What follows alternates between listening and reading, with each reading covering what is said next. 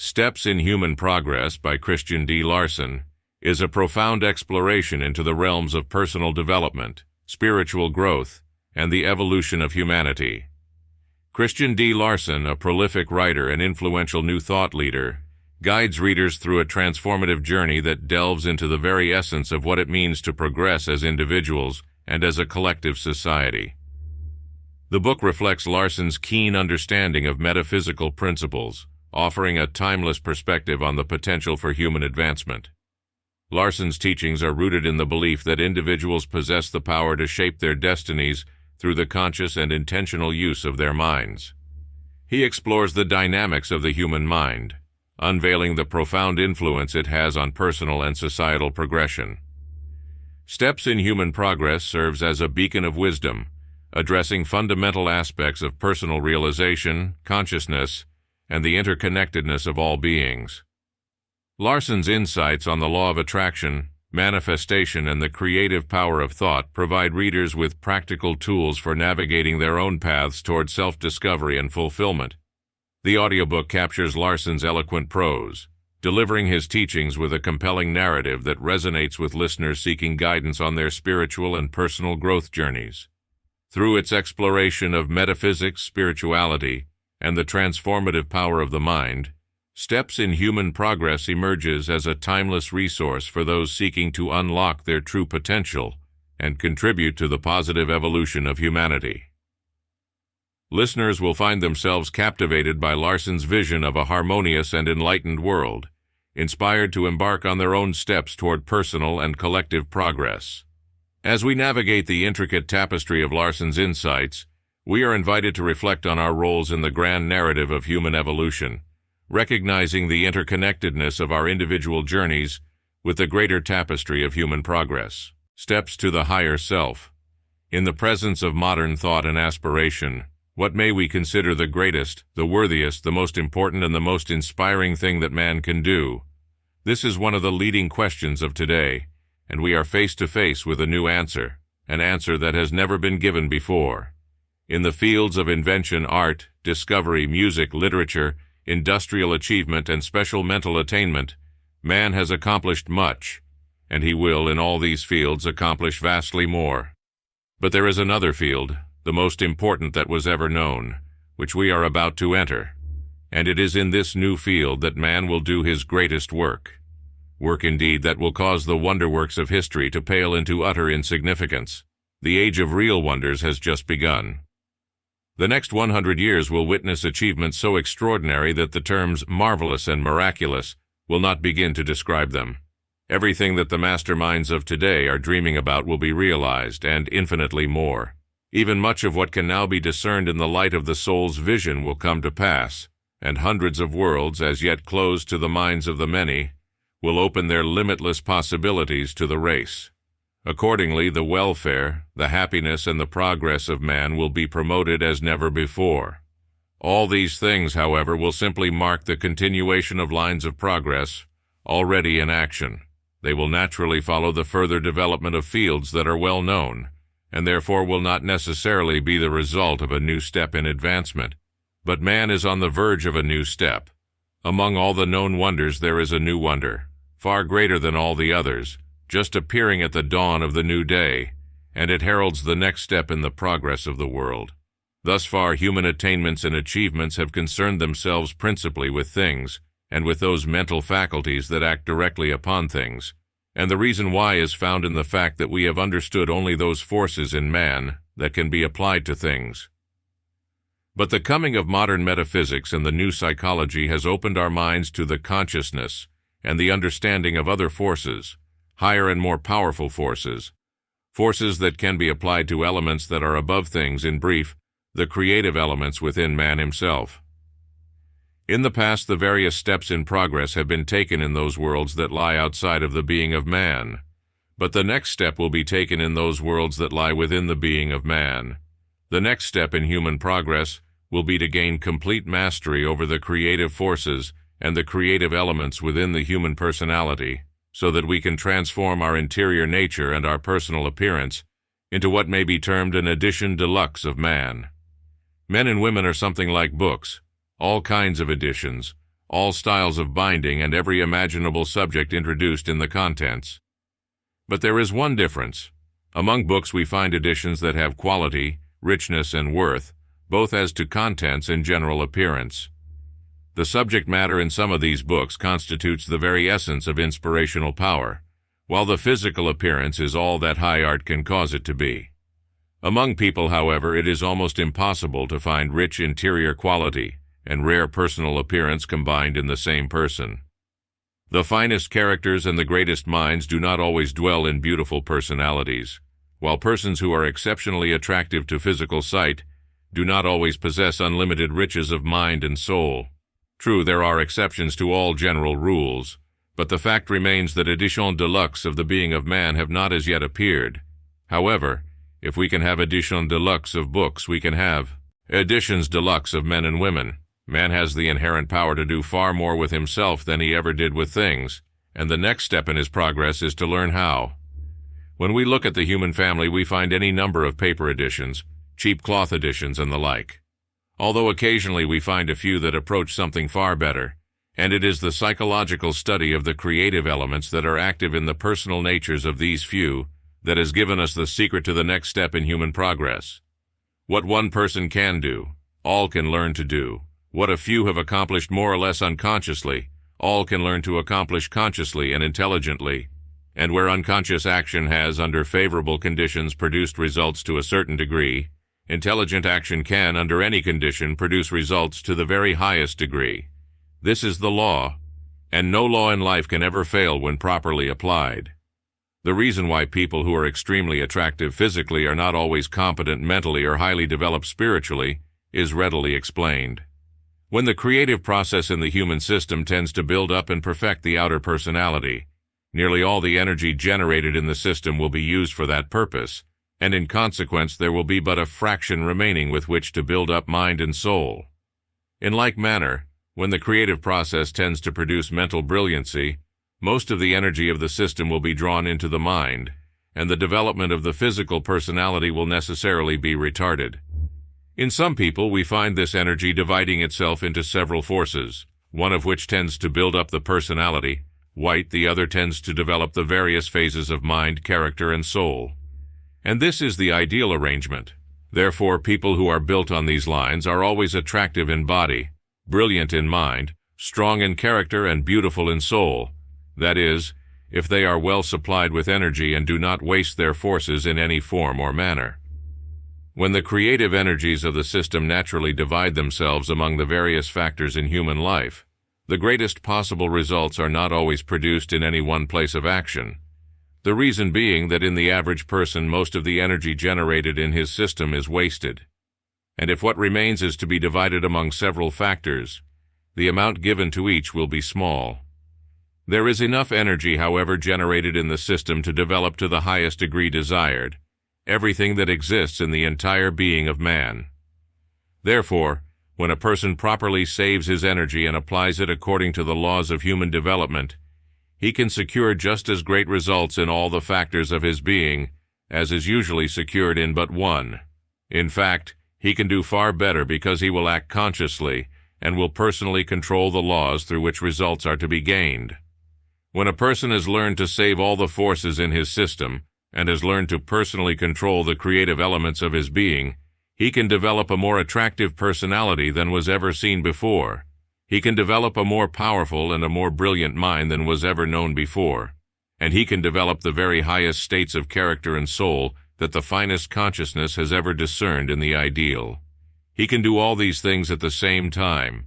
He has sufficient energy when he saves it all, and what is so strongly in his favor is the great fact that when we develop the whole man, we secure greater results through any one part than we possibly could if we develop that one part alone. In this connection, it is well to remember that no chain is stronger than its weakest link, but when every link is strong, exceptionally strong, the strength of the whole chain will be great indeed. There are many inspiring scenes in nature, scenes that lift the soul to the very heights of empyrean realms, but the most inspiring scene of all is the sight of a human personality that reveals in visible form all that is pure, all that is rich, all that is high, all that is worthy, all that is beautiful, and all that is ideal in existence sublime. When we are in the presence of a human personality where the elements are so mixed that we feel as if we have met the very climax of workmanship divine, our thoughts of man cease to dwell upon earth. Man to us is no longer a mere human creature. He is something more, and we begin to gain glimpses of what can be done with that something more. And as those glimpses reveal the possibilities that he before us, we realize that we are beginning the study of the most interesting, the most profitable, and the most fascinating theme that has ever presented itself to the mind of man. When we meet people who express, even to a slight degree, the richness and the beauty that is inherent in human nature, we realize that we are in the very presence of the kings and queens of earth, and new faith is awakened within us. We no longer think of the human race as depraved, or as almost hopeless, or as mere weaklings of little more consequence than the leaf that comes with the wind, and with the same wind is blown away. We can see in man the real man, and as this real man appears before us in all his majesty and power, we begin to understand why thou art mindful of him. We also begin to see, as never before, how much time and energy we have wasted in building up and tearing down useless things, while the greatest world of all worlds, the world within, has remained undeveloped and unexplored.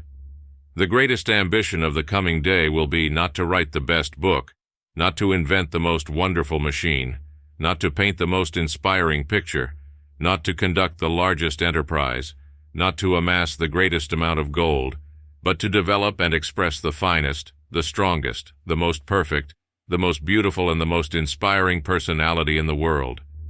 To have the power to manipulate the creative elements in the world of things is truly a mark of greatness, but to exercise that same power upon the creative elements in human life is a mark of far greater greatness. And to enter this new field and develop the marvelous possibilities that are contained therein is the next step in human progress. We must remember, however, that to enter this new field is not to neglect other lines of progress and achievement. You may write an extraordinary book, or any number of them, and at the same time build and rebuild yourself, until you become an edition deluxe, both in human quality and in personal appearance.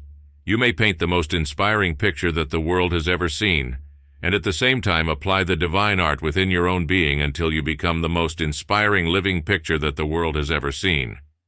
You may conduct a great business enterprise and be a power in the world of practical things, and at the same time so direct the creative elements in your own being that you become as rich in personal quality as the possessions over which you exercise control, as noble in bearing as the kingship that rules in your mind, as strong in personal expression as the power that governs your vast domain, and as attractive in personal appearance as the richly adorned mansion you call your home. Whatever you do, you can become a genius in your sphere and reach the highest places in practical achievement. But you can at the same time do even greater things with yourself.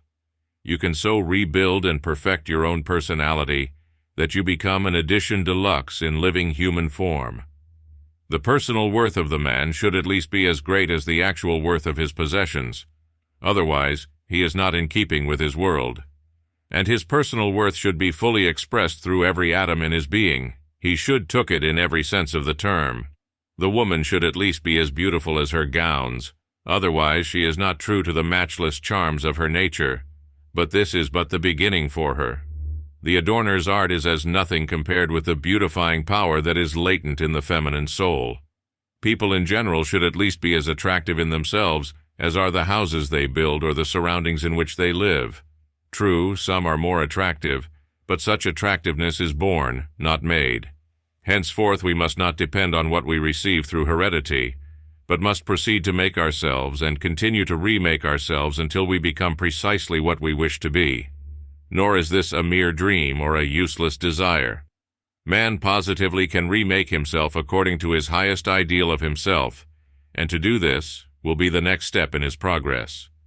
The purpose we have in mind is to consciously control and direct the creative elements in the system so as to rebuild the human personality according to our highest conception of what we personally should wish to be.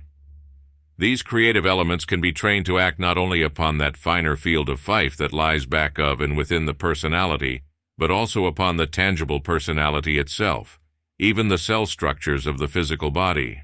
The use of these creative elements in furthering the purpose we have in view will, at first, result in a strong, attractive personality in man, and a beautiful, charming, fascinating personality in woman. But this is but the beginning. When man learns to control the building power that is inherent in his mind, and when woman learns to control the beautifying power that is in her soul, there is no ideal in connection with the perfecting of the human entity that cannot be realized. Then every individual may certainly become an edition deluxe, and according to his own ideal of what such an edition should be. This new and wonderful goal, however, is to be reached, not by acting upon the personality from without, but by unfolding the strong, the beautiful, and the ideal from within. The finer elements of mind, thought, feeling, consciousness, and soul are to be given predominance in every action and phase of life, and when these elements are given the first place in all that pertains to actual living, they tend to work themselves out into actual expression through the personality.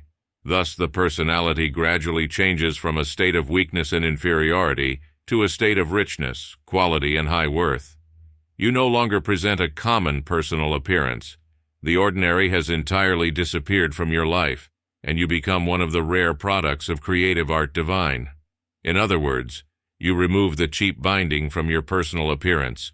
You remove the cheap paper, page after page, from your nature.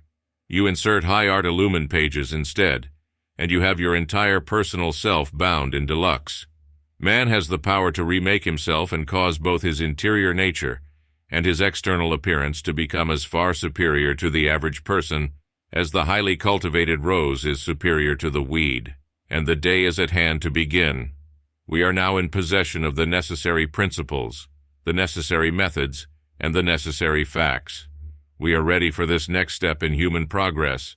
We are ready to remake ourselves in the image and likeness of our highest ideals, and thus become, in the true sense of the term, the crowning glory of nature's sublime creative art. The same power, the same efficiency, the same insight, and the same genius that we have demonstrated in the world of things, we can now demonstrate in that world that is above things, the world of ideal human life, and we can cause everything that is ideal in that finer life to become ideal in actual personal life.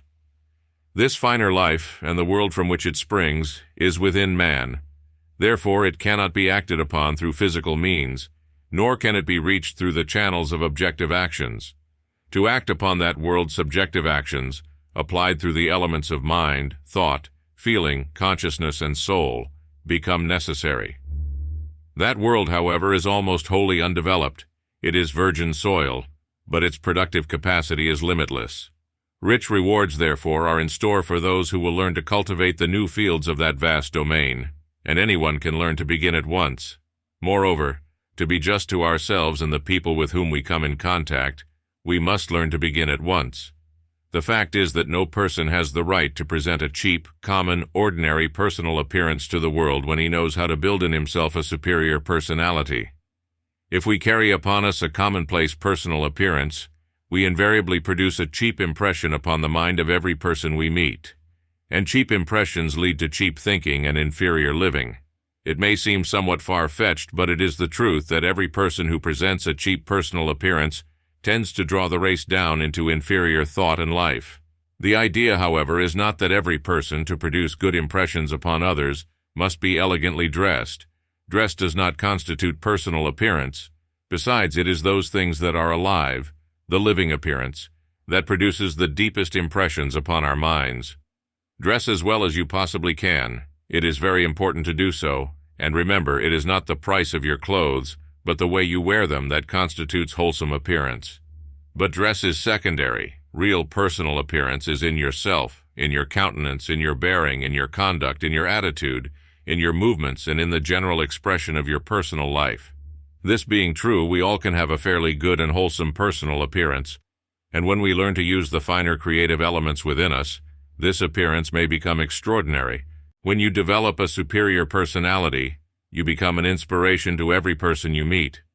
Which fact we shall admit when we realize that a superior personality does not simply constitute a well-shaped physical form, but a refined, wholesome physical form that is actually alive with the richest qualities and the highest states of sublime worth that can possibly be found in body, mind, and soul.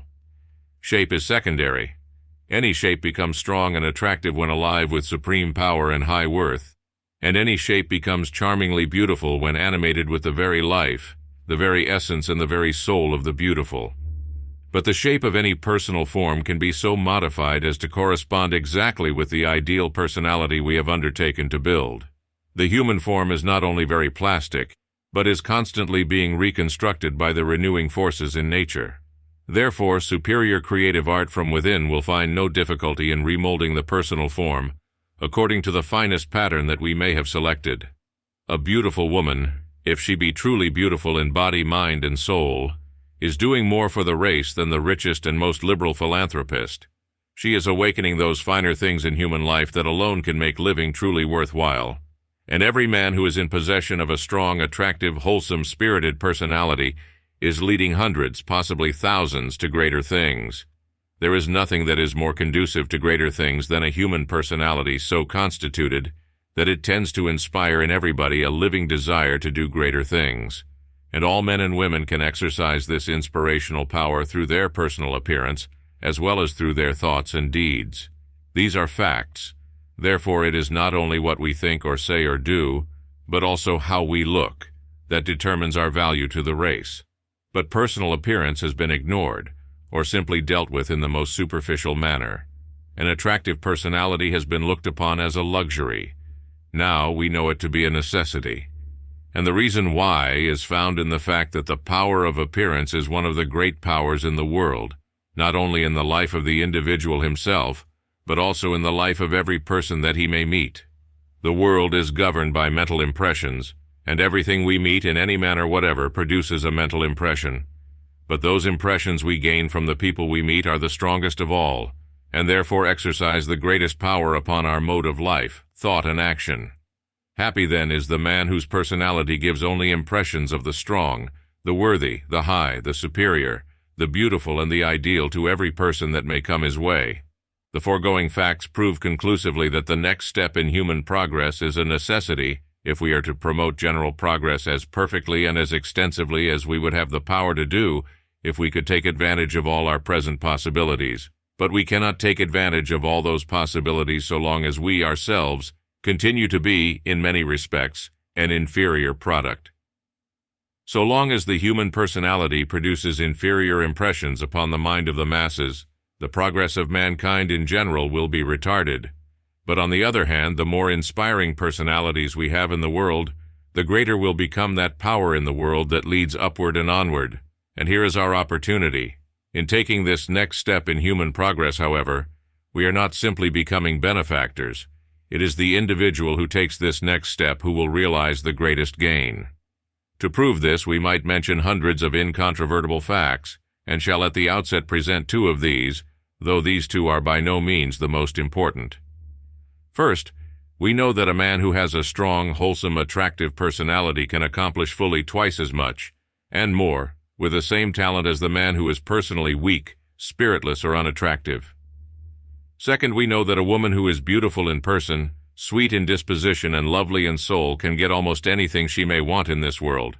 And there is a reason why, a reason that is not based upon selfish love, physical desire, or personal vanity, but a reason that can only be found higher up in the finer life of ideal soul existence. Should we have no other grounds upon which to base the value of this next step than the two great facts just presented, the subject before us would deserve all the time and attention that could be possibly given.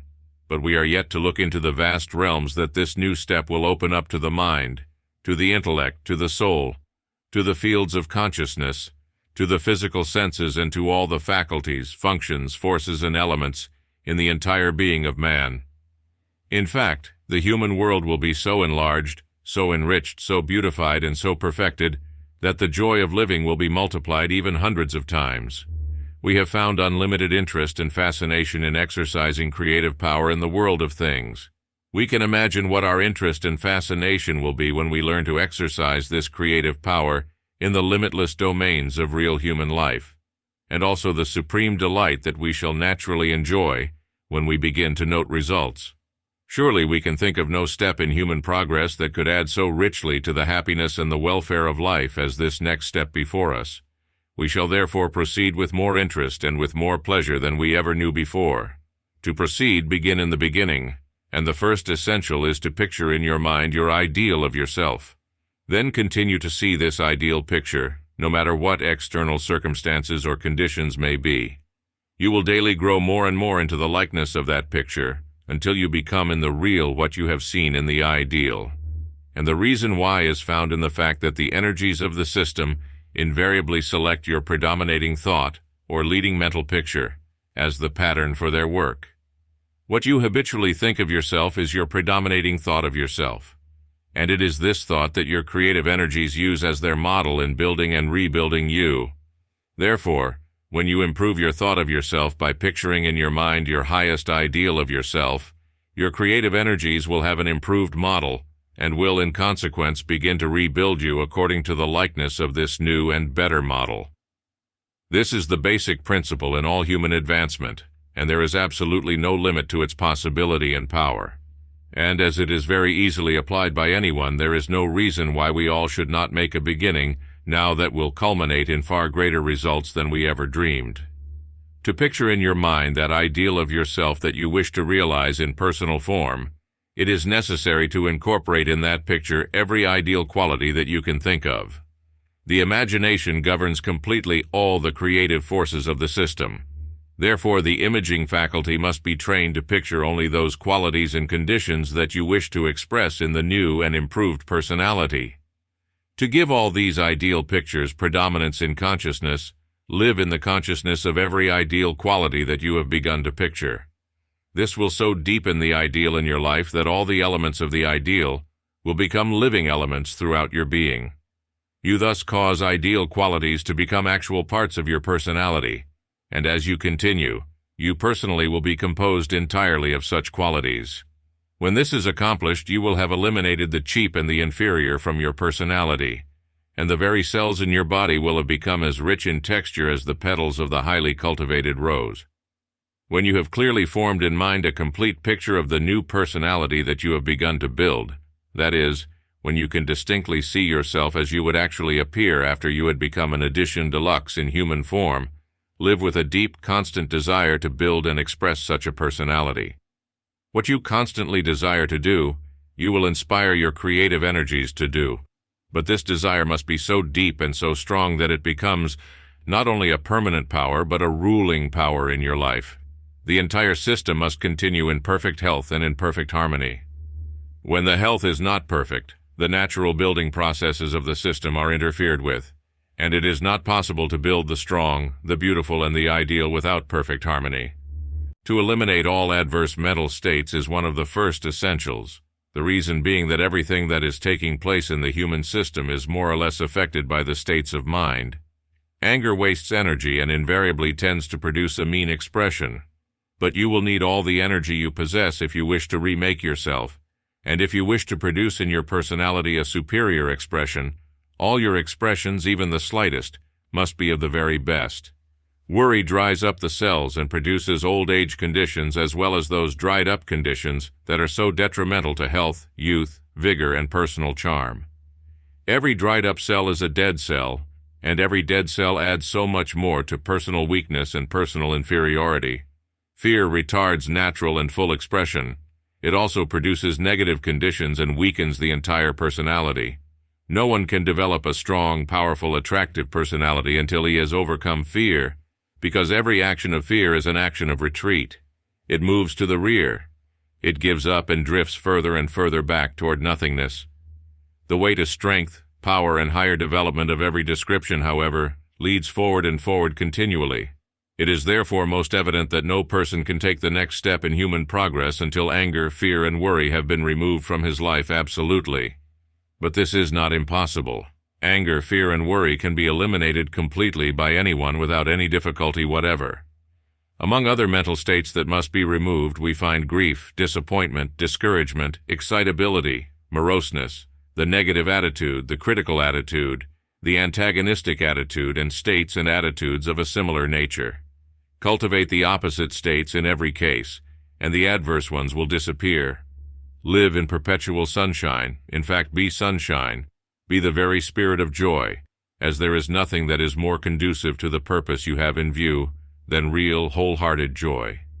Live in perpetual happiness and inwardly feel the fullness of unbounded joy, and you can when you learn to look at life from the proper point of view. Another great essential is to love with every fiber of your being. The power of love is a great building power, provided it is love. The love that loves because it is love, and not because it wants something in return. Love that demands recompense or reward is not love. It is a misuse of the forces of mind, and therefore an obstacle in the way of greater things. Love with the love that wants to love. Love all things with such a love, and with every fiber in your being.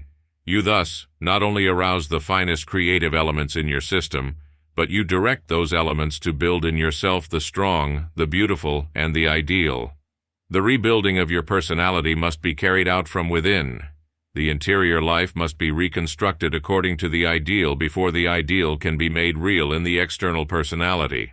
And since the interior life is almost entirely controlled by the power of feeling, it is necessary that you train yourself to deeply feel every quality, condition, or force that you wish to express.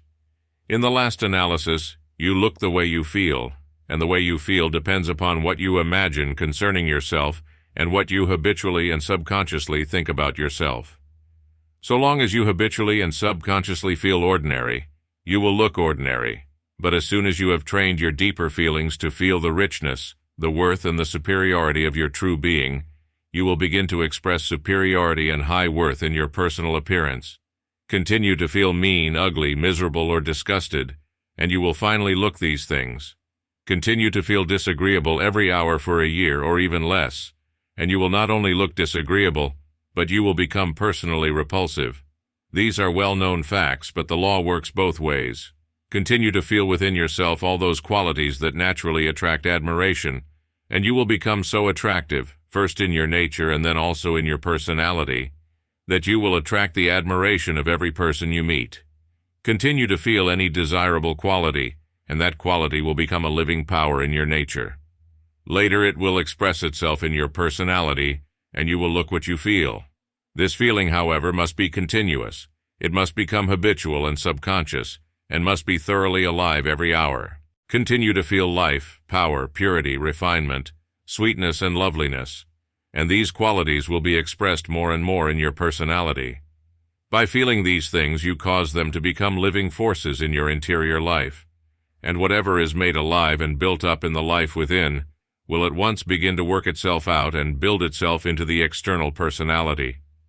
You thus, through the elements of deep feeling, cause the ideal to actually become real, or in other words, you cause the possibilities within to become living factors in the without. To cultivate this high art of feeling in the within that you wish to express and build up in the without, live in the consciousness of the ideal, and constantly feel the fullness of the ideal.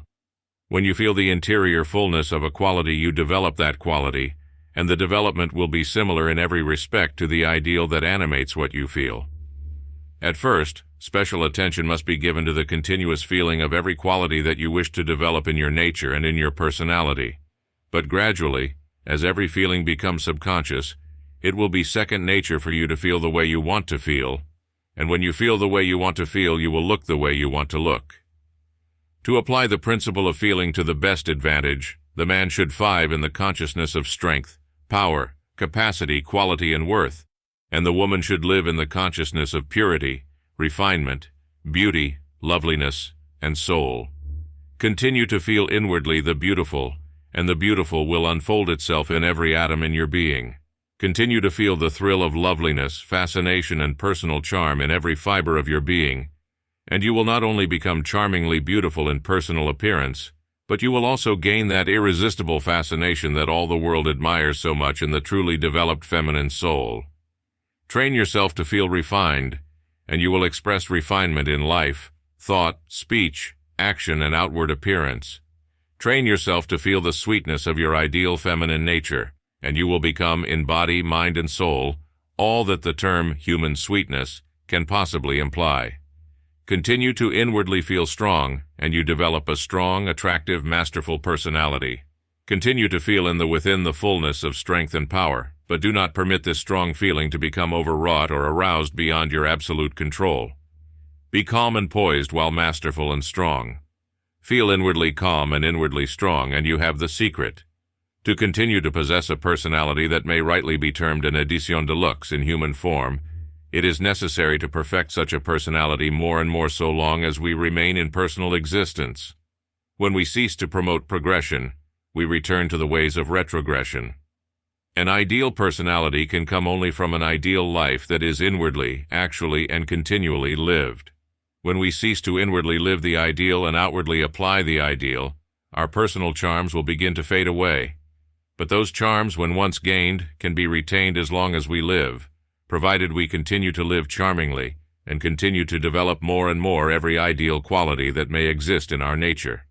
You will never lose your strength or your power so long as you live to gain more and more strength and power. You will never lose your beauty, your loveliness, or your sweetness, so long as you live to become sweeter, more lovely, and more beautiful than you ever were before. The principles, methods, and ideas presented in the preceding pages constitute the bridge, so to speak, over which we may pass into that new and vast domain where we may begin the next step in human progress. And having entered this domain, we are ready to take possession of the finer creative elements in the wonderful being of man, and direct those elements in such a manner as to produce any desired results in any special part of this new field.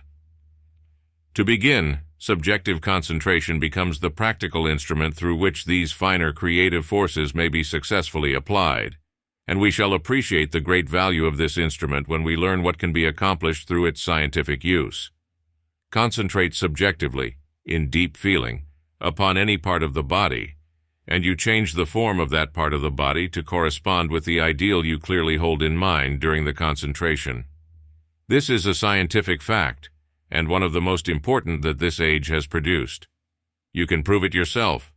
If there is a certain part of your face that you desire to have filled out, concentrate subjectively upon that part for a few minutes every hour, and in a few weeks you will note the desired change. You can do the same with any part of your body because, through subjective concentration, you gain control of the finer creative elements of your system, those elements that are within and back of the cell structures, and that can produce any amount of new or improved cell structure as desired.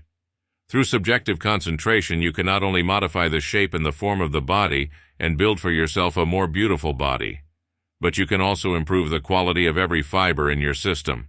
That is, you can increase or decrease the number of cells in any part, and also change the fineness of those cells, just as the horticulturist develops a common-looking group of leaves into a most beautiful and highly cultivated flower. Concentrate subjectively upon any quality in your nature, and you increase the power as well as the worth of that quality. And here we have a method through which any person can entirely change, for the better, his nature, his disposition, his character, and his entire mentality. Concentrate subjectively upon any force in your system, and you not only increase the active power of that force, but you gain perfect control over the force itself, as well as its sphere of action. Concentrate subjectively upon any mental faculty or talent, and you awaken the real interior power of that talent, that power that produces genius. Concentrate subjectively upon any phase of consciousness, and you expand that consciousness continuously until you become conscious of worlds, realms, and domains that you never dreamed of before. In brief, through subjective concentration, we may gain control of all the elements and forces that exist in the vastness of human life, and direct those elements in the remaking of ourselves according to our highest ideal. But this concentration is not the mere holding of attention here or there as we may elect. Subjective concentration is a special art, a very high art, and a most extensive art. It is the entering into the real essence of all substance and all force. It is the conveyance of a mental state or an ideal condition to any special part anywhere in the human system. It is the living of the superior in that part where you wish the superior to be expressed. Steps to higher truths. When we proceed to consider what we know about the highest truth conceivable in our present state of development, we shall meet a very great paradox, and we shall also meet the reverse of this truth, that is, what we may term the only real sin possible to the human ego, the coming down from the perfect consciousness of this highest truth, which would constitute the great fall. And when we inquire to what this highest truth has reference, Our answer must be that it is the truth concerning the most sublime principle of which we are conscious, and this can be nothing less than our own real or supreme self. We understand that we may know many things concerning the external, but we may naturally know more about our own innermost nature than anything else that may have existence in the universe. Therefore, this highest truth necessarily declares something definite concerning our innermost or supreme self, and when this highest truth reveals itself, we discover that the real or eternal self, that is, the soul or spirit of man, is now in possession of what we may term the all in all, and accordingly has no needs or requirements whatever. When we consider life in the external, we find that existence has seemingly many needs and requirements. But we find that the spirit of man, the real eternal you, does not need anything whatever, being supplied abundantly with the all in all. Accordingly, the soul of man can, in justice and truth, ask for nothing, pray for nothing, desire nothing, hope for nothing, because the soul does have everything. All that the Father hath is mine. However we may consider the life of the individual, the needs of the personal man, or the requirements of the human phases of existence, we come invariably to the conclusion that everything that the personal or human side of life can possibly desire or require does even now exist in the human soul. The great kingdom has been given to man. The eternal I Am is in itself sufficient unto itself, having all life, all wisdom, all power, all joy, and is complete, perfect, and finished in the largest and highest significance of those terms. When we consider this great truth, admittedly the highest truth that we can discern at the present time, we will, if our analysis be complete, meet the reverse. That is, the ignoring of this truth, which would involve the desire of the ego to seek for things in the external.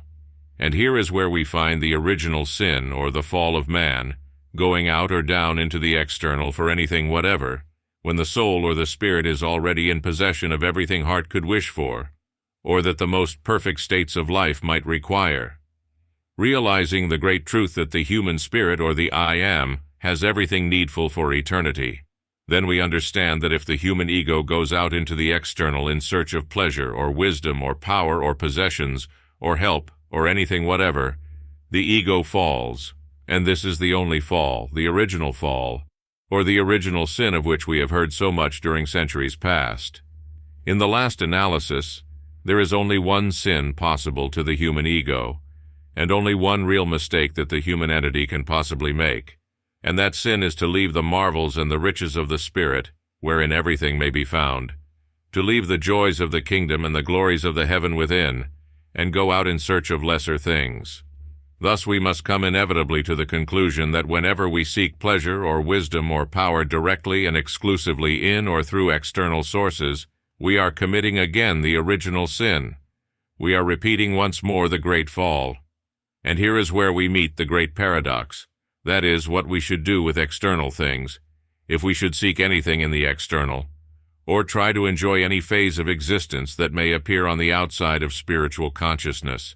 The great problem is this: if the soul in its glorified state always is in full possession of the great good, why should we seek anything whatever in the external? Why should we care for anything existing upon the outside? Indeed, could this be right under any circumstance? And how would it be possible to seek external joys, external wisdom and power, or anything that might seem of value in the external? How would it be possible to seek those things if the mere going out in search of them would constitute a sin or a fall? This is the great paradox, a seeming contradiction of the highest truth. Turning our attention to an expression that reveals much light in this connection, we may quote a familiar statement which declares, "Whenever you come to a place in supreme spiritual consciousness where you actually know that you are in need of nothing whatever, then you will find that everything in external life will begin to come into your world from every source conceivable." There are a great many enlightened and powerful souls that have applied the principle of this law, and it proves itself invariably. But it is only the enlightened that can understand the reason why. Considering another phase of the same idea, we realize that so long as we are going out, here and there, in search of what we need or desire, we are not true to ourselves. That is, we are not true to our highest and best self, that highest and best self that does possess everything we need. Briefly stated, we step down from our lofty position whenever we seek anything in the external, and accordingly we become confused and lose our power. Therefore, whatever we may try to secure under such a circumstance, we shall fail, or at best we shall secure only fragments. And what comes into life through a mere attempt to search in the external for the needs of life will neither give real joy nor higher power. This explains why the multitudes are never satisfied, because if they do not have what they want, they are dissatisfied, and when they do receive what they thought they wanted, they are in like manner dissatisfied, because what they do receive under such a circumstance is but a fragment of the all in all. The soul, however, must be filled with the highest and best, and must be conscious of the all in all, if real joy is to obtain. And as the soul does possess inherently the all in all, being sufficient unto itself, we can readily imagine how we violate all the laws of life when we go out into the external in search of anything whatever. Another great truth, or a vital phase of the same highest truth, is this, that so long as we retain our lofty position, realizing that we have everything, being all sufficient, having need of nothing from any source, and being so complete in ourselves, in our real supreme self, that we do not even need the universe, but could abide in serenity and perfection, even though the universe should disappear. When we continue in that sublime realization, we establish ourselves in the very midst of the greatest power that the soul can possibly exercise. Indeed, at such a time, consciousness eaves and moves and has its being in the very center of the great life, in the very light of the great wisdom, and at the very heart of limitless power. Accordingly, the I Am at such a time is related perfectly to the infinite, to the cosmos, and to the entire world of things. That is, the I Am has its hold, so to speak, upon the entire situation, and can not only master everything within its own world, but functions from that divine center of consciousness in supreme existence, toward which the all-good is moving eternally. To state it differently, when you ascend to that supreme state of consciousness, where you know that you have all things, including all power, you come into possession of the power to bring to yourself anything whatsoever, if you should so wish or desire. When we appreciate this highest truth to the fullest degree, we shall indeed inquire again and again what we are to do with external things. But the problem is readily solved, because the question is not whether we are to ignore the external, or to try to adapt ourselves to the external according to the light of this highest truth. These are not the questions involved, but the question is whether we are to consider the external as of first importance, or look upon the manifested universe as something that is not absolutely necessary to our real existence, but that is a coming forth into external appearance of the all in all, the full possession of which we now have, and always will have for all eternity. To use another expression, external things are not necessary to our happiness or wisdom or power, any more than the rays from the sun are necessary to the existence of the sun, but because of the existence of the sun, the rays will continue to come forth perpetually. And in the same manner, because of the existence of the all in the soul and in the spiritual world, the manifestation of things will continue perpetually, and we can enjoy them as an expression just as a genius enjoys his work, although knowing that his work is simply the result of what he is in himself, and of what he is doing with what he does possess within himself. When we consider the element of happiness which has been described as the highest good, we learn that we never find happiness if we go in search of happiness itself. True, we may find a few momentary pleasures through such a search, but those pleasures invariably produce undesirable reactions. The truth is that we find happiness not by seeking happiness directly, but by doing something that will result in happiness. And in all our doing, that is, if we wish to exercise our highest and greatest power in whatever we do, we must ascend to the consciousness of the great power existing in the soul. Therefore, by reasoning correctly, we understand that if we would live and work in the consciousness of the highest power of the soul, we would naturally produce those activities in consciousness that would result in the greatest happiness. In other words, the greatest happiness comes from the greatest work, and the greatest work is possible only in the consciousness of the greatest power, the power that we exercise and apply when we live and think in the realization of the great truth that the soul now is in possession of the all in all. We may consider all forms of conditions and things, and we invariably find that they prove unsatisfactory so long as we go in search of them directly. That is, by seeking things in the external that we imagine may minister to our needs, we never find more than fragments, and the personal mind is half-starved most of the time.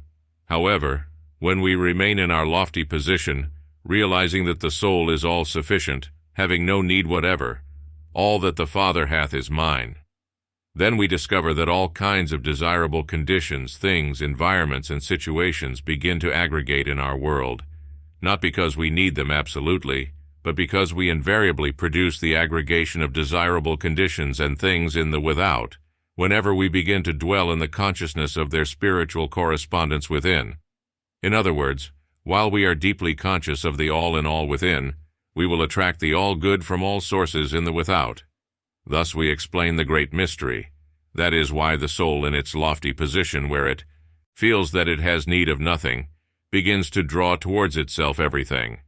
To state the same truth in a different manner, we may emphasize the statement that when we enter that place in spiritual consciousness, where we find everything, and where we find everything in its true and perfect position, when we live in that place, we find that external conditions and things will begin to readjust themselves on every hand, working themselves out right, transforming themselves in every form and manner so as to harmonize, in their external state, with the perfect harmony and right position of what we have become conscious of, in that sublime state in the soul, where all is always well.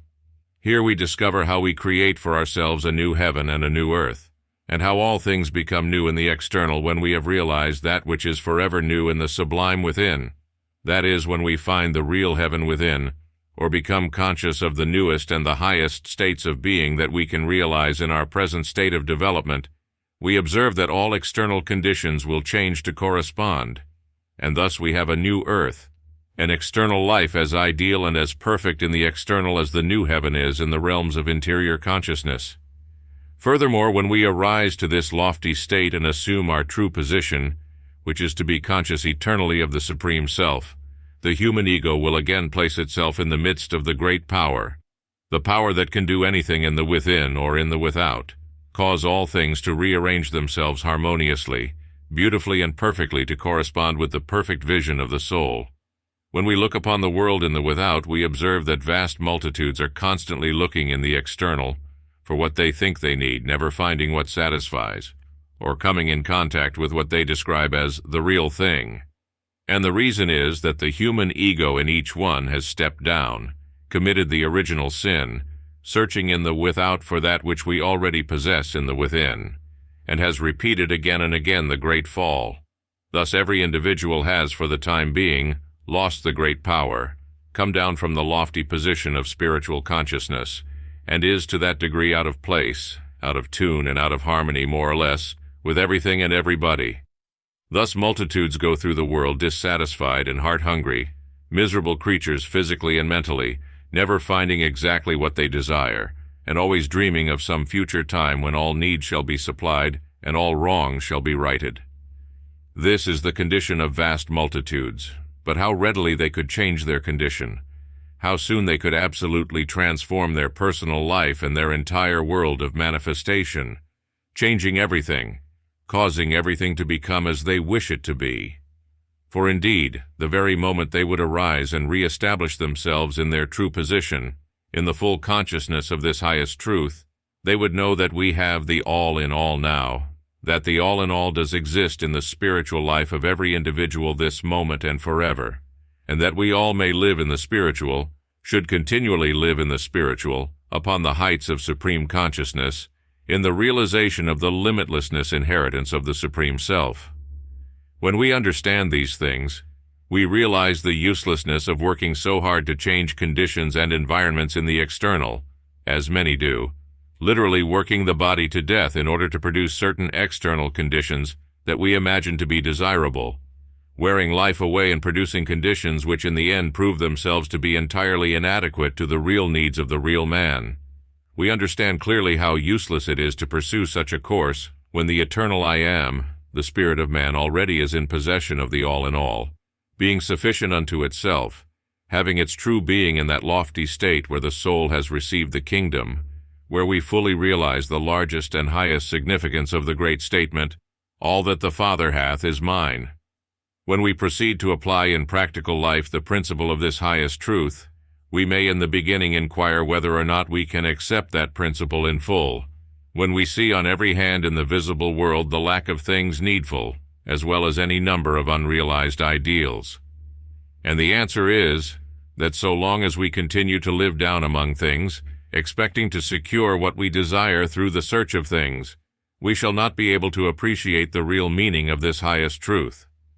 But the moment we arise to that lofty position of the Spirit wherein we know what God has prepared for them that love Him, we find ourselves in the very midst of the great fight of this truth, and in consequence we can say, in all conviction and sincerity, I have everything.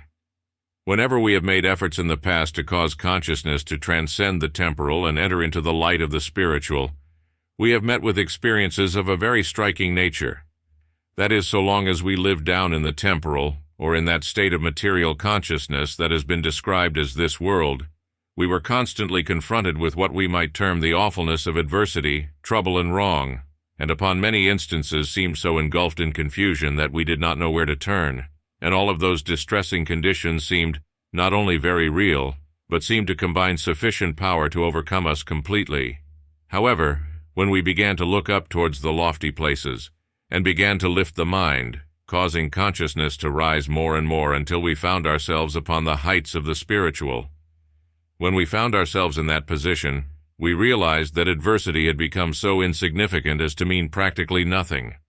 Trouble and sorrow had vanished into the distance and was scarcely discernible anymore, while confusion and darkness had completely disappeared beneath the glory and the light in which we now were living, moving, and having our being. We all have had experiences of this kind, illustrating how real adversity and confusion seems to be while we are down among things, and how insignificant trouble, evil, and wrong become when we permit the soul to take wings and ascend to the loftier heights. In other words, while we are down among things, we do not seem to have anything that is satisfactory, and mostly everything seems to be against us. But when we transcend this world and enter the light of the Spirit, then everything changes. We find ourselves in possession of everything that we wanted. We are conscious of the fullness of the all-good, and instead of conditions being against us, everything is for us, coming more and more into our world, bringing from every source the spirit and truth of the heart's desire. Considering this experience, we may justly inquire as to its real significance, whether or not it is a demonstration of the law, or merely a seeming change for the better due to a change of attitude. And it may seem to be the latter at times. That is, we may enter into a state of mind wherein everything seems better, although in the world of hard, cold facts there may be no change whatever. And this may be true at times and for a period. But we all shall discover most positively that even the hard, cold facts of the practical world will respond and change absolutely, provided we continue to five upon the spiritual heights, and continue to affirm this highest truth that we have everything now, that we have the all in all, being sufficient unto ourselves, created as we are in the image of the Supreme, and having in our possession the riches of the infinite. We shall find through actual demonstration that so long as we maintain our lofty position in the spiritual consciousness of this highest truth, never under any circumstance coming down, or giving way to any seeming contradiction of this truth, so long as we continue in that lofty position, we will gradually and surely cause everything, both in the without and in the within, to change more and more until our entire world, visible and invisible, tangible and intangible, has become exactly similar to our own sublime realization of truth. Approaching again the great paradox, when you realize in spiritual consciousness that you have everything, and therefore need not go in search of anything, it is then that everything that you have ever desired, or wished for, or asked for, will come to you in boundless supply from every source. When we consider this paradox from other viewpoints, we may well ask ourselves, why should it be necessary for everything to come to us that we might have desired in the past, when we have become conscious of that sublime state of being where we feel that we are not in need of anything? This, however, is something that we can understand only as we become spiritually conscious, and discern clearly the true relationship between that which remains forever in the Absolute and that which is forever coming forth into manifestation. In reality, the soul or the spirit is not in need of things, and therefore if we wish to weave in perfect harmony with the life of the soul, We must not think it necessary to go in search of things in order to secure pleasure, wisdom, or power. But aside from this great truth, the soul, when living its full life, will give expression to its own joy, to its own wisdom, to its own power.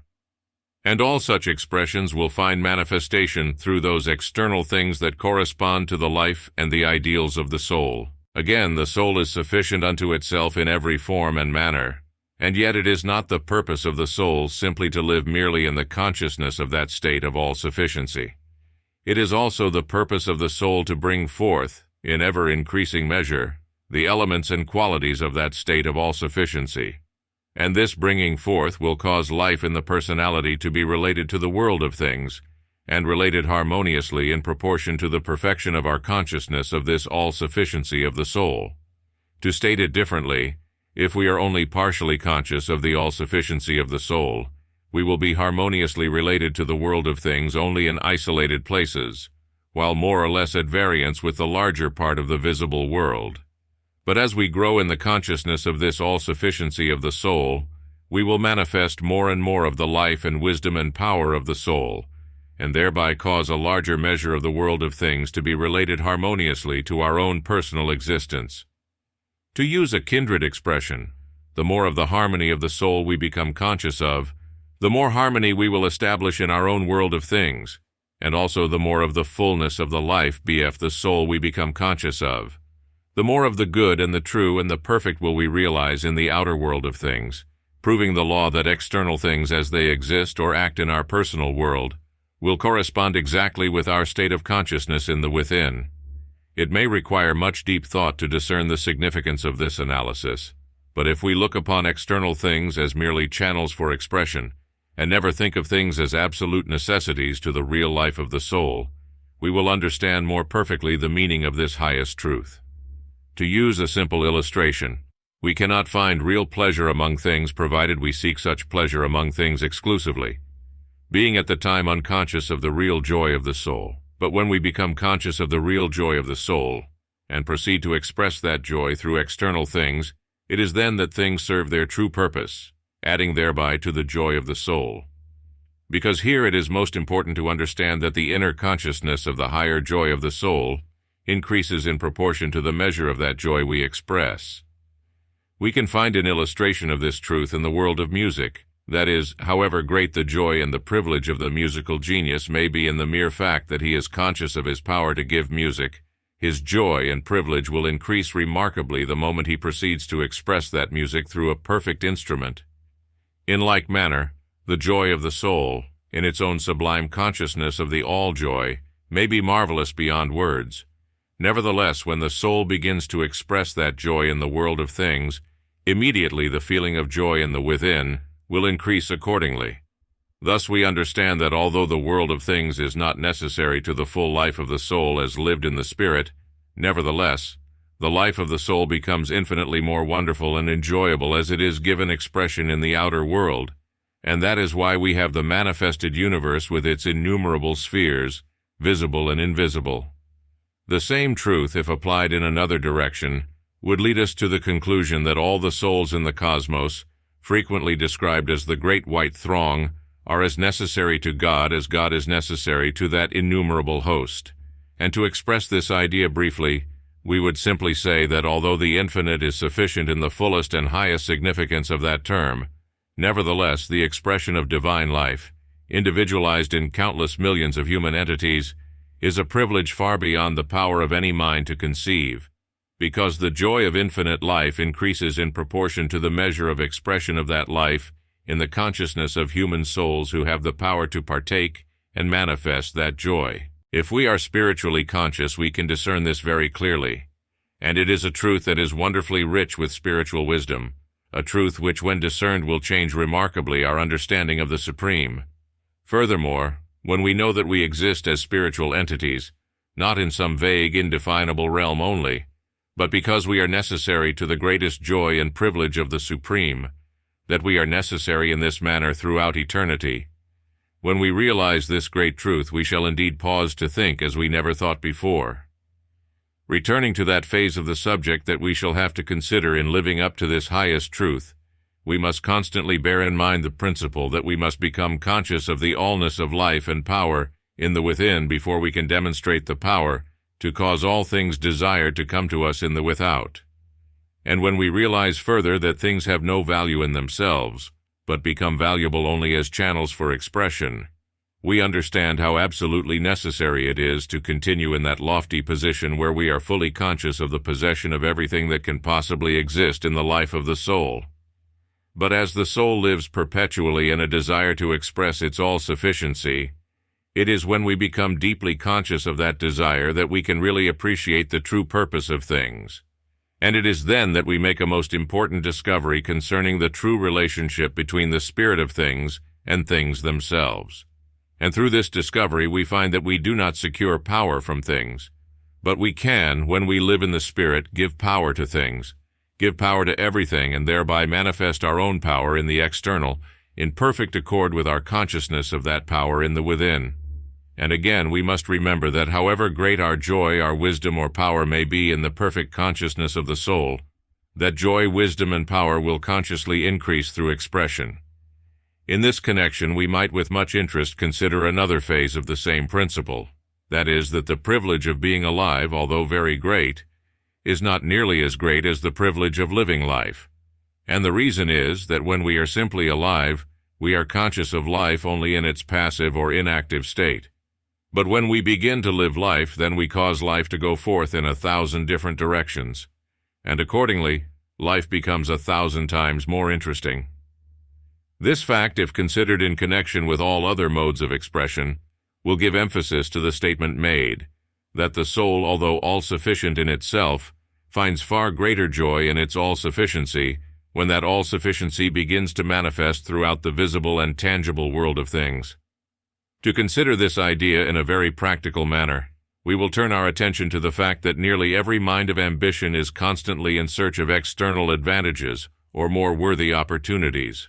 Accordingly, we find all such minds going out in search of greater opportunities, or in search of external channels for more worthy or more wonderful accomplishments, and in a measure these things are found, but only in a measure and for the time being, no permanent satisfaction ever arising from such a mode of procedure. However, if these minds would first search for the greater power within, that is, the all-of-seven sufficiency of power, realizing that every advantage, opportunity, or privilege exists potentially in the life of the soul even now. If the mind would first enter into that extraordinary realization, the power desired would at once arise in consciousness, that is, that power within through which every individual can create his own opportunities, his own privileges, and his own channels of richer expression. Thus, instead of going out into the external in search of something that will have to be created from the within, before it can possibly exist in the external, instead of taking that roundabout way, usually finding nothing, we may, by entering directly into the consciousness of the all-sufficiency of the soul, secure the very power through which we can create for ourselves any external opportunity, privilege, or advantage that we may wish to apply in connection with any object or ambition we have in mind. When we understand these things, we realize that there is no contradiction in the statement that, having everything already, we should not go in search of anything. But there is a seeming contradiction so long as we view this highest truth from the consciousness of the personal only. The fact is, we should not go in search of things for the mere sake of possessing things, or in the mistaken belief that we can find in things what we need or desire. We should take another course entirely and first seek the consciousness of that higher power within that can, when manifested in the without, do anything desired with things. A power that can create any condition among things, or attract any combination of things or quality of elements or forces whatever, according to the object we have in view. To use a familiar statement, we can do anything desired with effects when we gain the power to master completely the original cause of all such effects. But that power we cannot gain so long as we live down in the world of things, believing that we are subject to things or dependent upon things, or that we can secure happiness, wisdom, power, or a richer life through a certain peculiar combination of things. Such a belief is the very reverse of the highest truth, which declares that we are not directly dependent upon anything in the external, because we have not only the all-in-all in spiritual consciousness, but through the possession of the all-in-all we have that power that can, when applied externally, do everything conceivable with the external world. Another important statement to hold constantly before mind is this, that we secure a certain desirable combination of things in the without only as we gain the consciousness of the ideal of that combination in the higher life of the real and the true. But we cannot become conscious of that ideal excepting in this sublime state where we know that we have everything. When we consider the needs of the personal life, as found among those who live exclusively in the world of things, we discern on every hand persons that feel as if they could not exist another day, unless they secured certain conditions, certain privileges, or certain tangible things that seem absolutely necessary. And they live constantly in that attitude, receiving temporary satisfaction upon occasions, but never securing what they think they positively must have in order to live. And the reason is that they are looking in the world of effect for that which cannot appear in the world of effect until it has been created by the natural cause in the within. We may grope in darkness for ages, thinking we cannot exist another moment until we receive the light, and yet so long as we continue to grope in darkness, never thinking of how we might produce the light, we will continue in the blackness of the darkness without change. But the very moment we go to the source of light, and give attention to that source, we produce the light, and the awful darkness disappears completely. However, the great source of everything that we may desire or need can be found only in that sublime state of consciousness, wherein we know that the soul is in possession of the all-sufficiency, in need of nothing, having within itself the limitless life, wisdom, power, and riches of the infinite. It is then that we can give real action to the sublime source of the great light. And when we do give such action, the great light will go forth throughout the entire world of consciousness, and what we become conscious of, that we shall invariably bring forth in the visible world.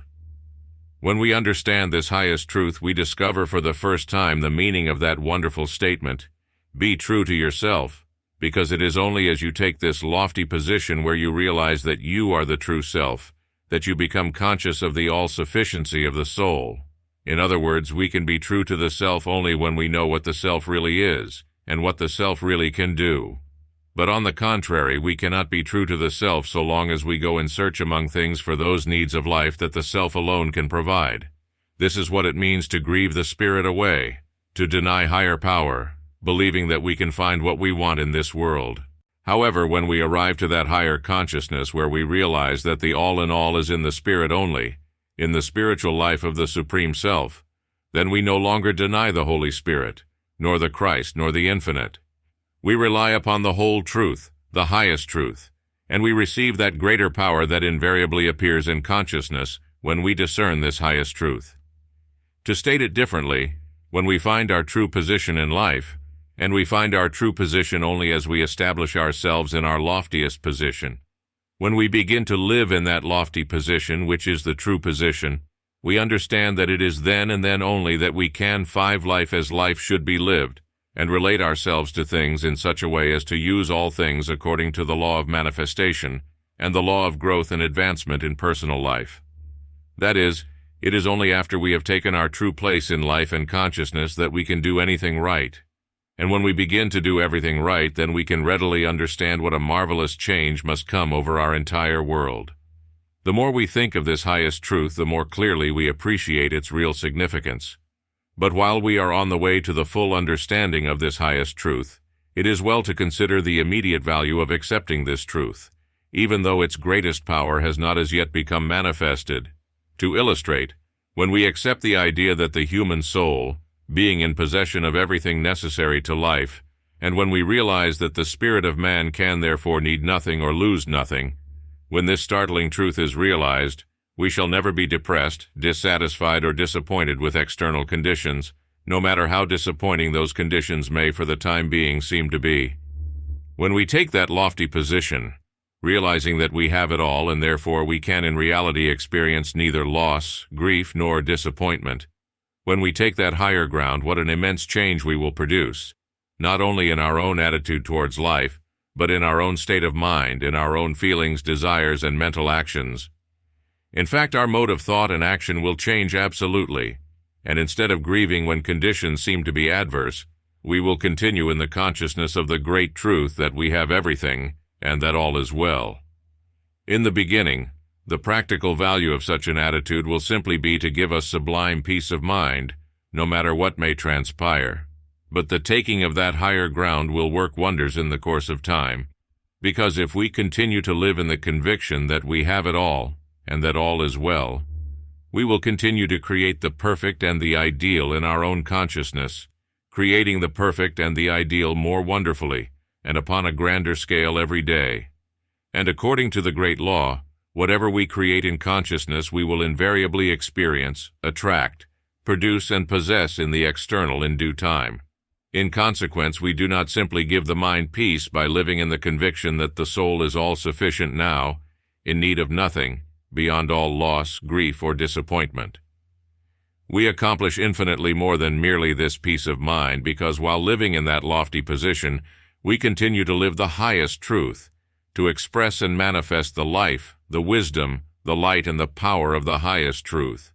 And in due time, such expression will appear in the visible and in the tangible, which will mean the transformation of the external according to the image and likeness of the highest truth, the consciousness of which we have lived so faithfully and so well. Thus we realize that whatever the person may think or feel, or however conditions may appear in the external, we have everything to gain by taking this higher ground now, and we all can. Then as we proceed, we will demonstrate more and more that the law is absolutely true. We shall not have to live very long in that lofty place, in the consciousness of the power of the Spirit, until that power will begin to make changes for the better in mind and body, and in external conditions. Furthermore, we will demonstrate continuously the power of that great statement. When one is lifted up, hundreds and thousands will be lifted up. When we take this great step, we will become instrumental in leading, first a few to do the same, then a larger number, until later we may inspire a vast throng to take the same higher ground, the final results of which will be marvelous beyond words to describe. We know that the greatest movements in the world have originated in this manner, some great soul taking higher ground, and a few coming up to the same lofty place later, and gradually a larger number began to apply the same idea until the movement itself became an inspiration to the race. We can do this very thing now upon a larger scale than anything ever attempted in the past, because we are not dealing simply with the light of some valued idea. We are dealing with nothing less than the light of the highest truth, and therefore the possibilities of a spiritual movement having for its purpose the living up to this highest truth, the possibilities of such a movement are so numerous and so wonderful that we shall, in order to appreciate the outcome, cause our imagination to extend its power into the highest and largest realms conceivable, and even then we shall be able to imagine only a part of what we may accomplish in taking such a course, proceeding now regardless of time, circumstance, or condition to live up to this highest truth, to know that we have everything that heart can desire, living in the very life of the Supreme. Steps to the spiritual. The first essential in giving scientific attention to the study of the spiritual world is to realize that what we speak of as the spiritual world is not necessarily synonymous with the invisible world. And here we find one of the chief obstacles to spiritual advancement. That is, that we have, in too many instances, made the terms spiritual and invisible synonymous, and accordingly have come to the conclusion that an experience in the invisible is also a spiritual experience, or that a gain made in our understanding of the invisible would also imply a gain in our understanding of the spiritual. The fact is, however, that these two terms are not synonymous. The invisible does not necessarily contain any more of the spiritual than does the visible. But wherever we do proceed in the belief that the invisible is synonymous with the spiritual, we are very liable to turn our attention away from the spiritual, instead of entering into higher realizations of the spiritual. We must begin this study by understanding in the first place that the invisible world, so-called, is only an extension of the visible world, and therefore what we speak of as the invisible universe is simply elements and forces found in the physical universe manifesting in higher grades of vibration. As an illustration, we may take the force of fight, which manifests in the visible through certain grades of vibration, but manifests also in a number of higher grades of vibration, spoken of as the higher octaves of light. But the only difference between visible light and the higher octaves of light is this: that the vibrations in the latter are more rapid than in the former. Therefore, we cannot speak of the invisible rays of light as spiritual, any more than we can speak of the visible rays of light as spiritual. The only difference between the visible and the invisible is a matter of speed in the vibrations. We are surrounded with elements on every hand that are purely physical, and yet not visible to physical sense, the atmosphere as an illustration. But we have learned through experiments that there are also finer grades of atmosphere so delicate and so high in the scale of vibration that they cannot be discerned through any of our physical senses. However, those finer grades of atmosphere are not necessarily spiritual simply because they are beyond the discernment of physical sense. We might analyze the entire tangible universe in the same manner, and we would find in each instance that forces and elements manifesting in the physical universe may and do manifest through higher and finer grades of expression, as high in the scale as we may wish to go. But in no instance are these so-called higher expressions of force or substance any more spiritual than those expressions of force and substance that we can feel, weigh, and measure upon the physical plane. The reason for this is found in the fact that spirituality is something entirely different from the mere manifestation of life, force, substance, or power upon any plane, no matter how high, delicate, or wonderful that plane may be. We may illustrate the same principle by comparing two human beings, one very crude in expression and appearance, while the other very refined and highly developed so far as mind and personality are concerned. But this would not prove that the refined personality would necessarily be more spiritual than the crude personality, although if the individual of refinement should undertake the development of spirituality, he would advance far more rapidly towards the spiritual heights than the individual who was still lacking in refinement of personality, thought, and mind. You may examine two distinct forms of intellect in the same manner, one developed to a very high degree, as far as intellect is concerned, while the other decidedly undeveloped in the intellectual world. But again, the intellect with high development would not necessarily appreciate the spiritual, nor even the moral any better than the intellect that was lacking in purely intellectual development. But the same would be true as in the former illustration, with regard to possibility of spiritual development. That is, the finer the intellect, the more rapidly can the mind develop along all lines, even spiritual lines, provided such development is undertaken. We know, however, that a great many highly intellectual people are absolutely lacking in spiritual appreciation and cosmic consciousness. Although their minds are wonderful in the intellectual world, still they are practically blind when it comes to things spiritual. Then, on the other hand, we find a great many people who are not developed intellectually, but who may have a certain degree of appreciation of the spiritual. This does not prove, however, that intellect is an obstacle to spiritual development.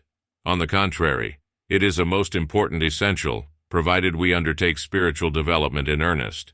But knowing all these things, we realize that intellect itself, no matter how refined or how wonderful it may be, does not in itself constitute spirituality.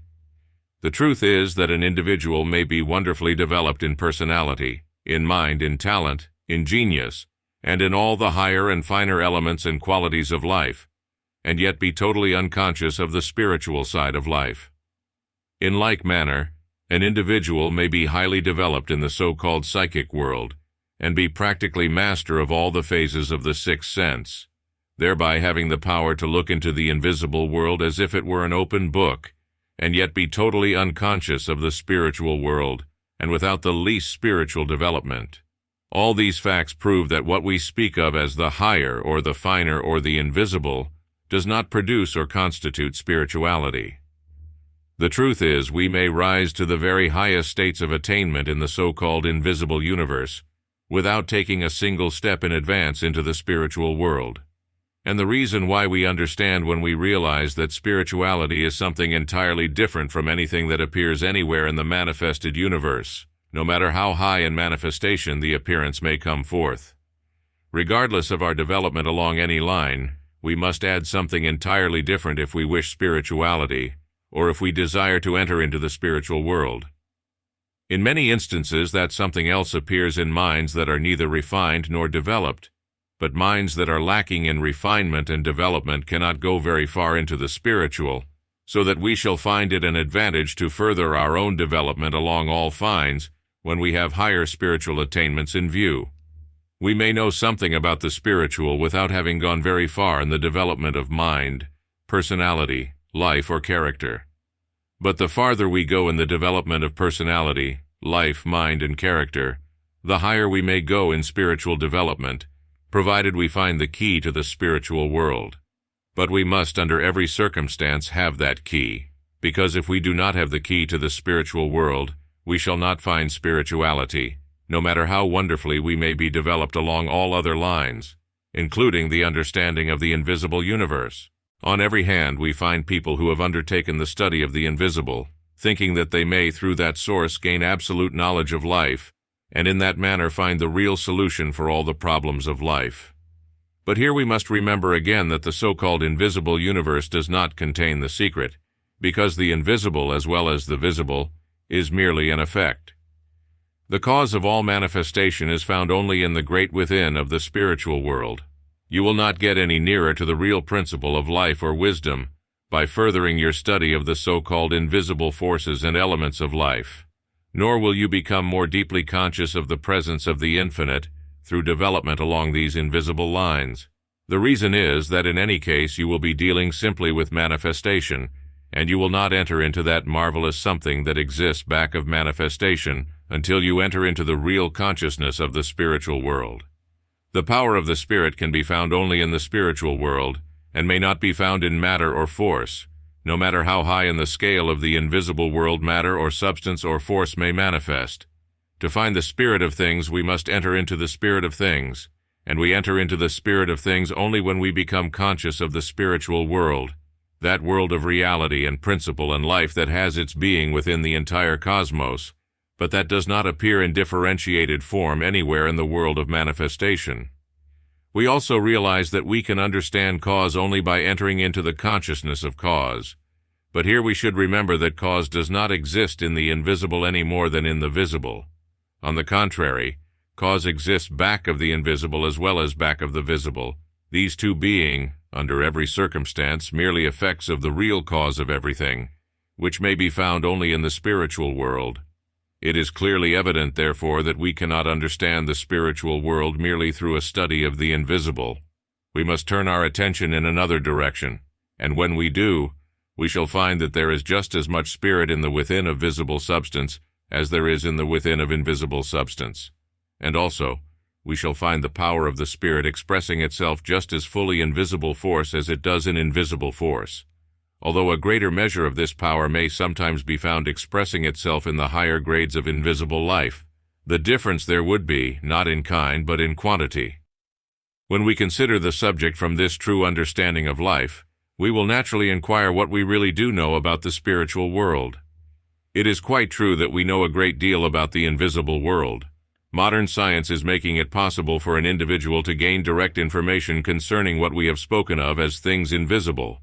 We may, through certain instruments, discern higher octaves of light, such as the X-rays and the N-rays, forces of light that cannot be discerned through the physical eye unaided.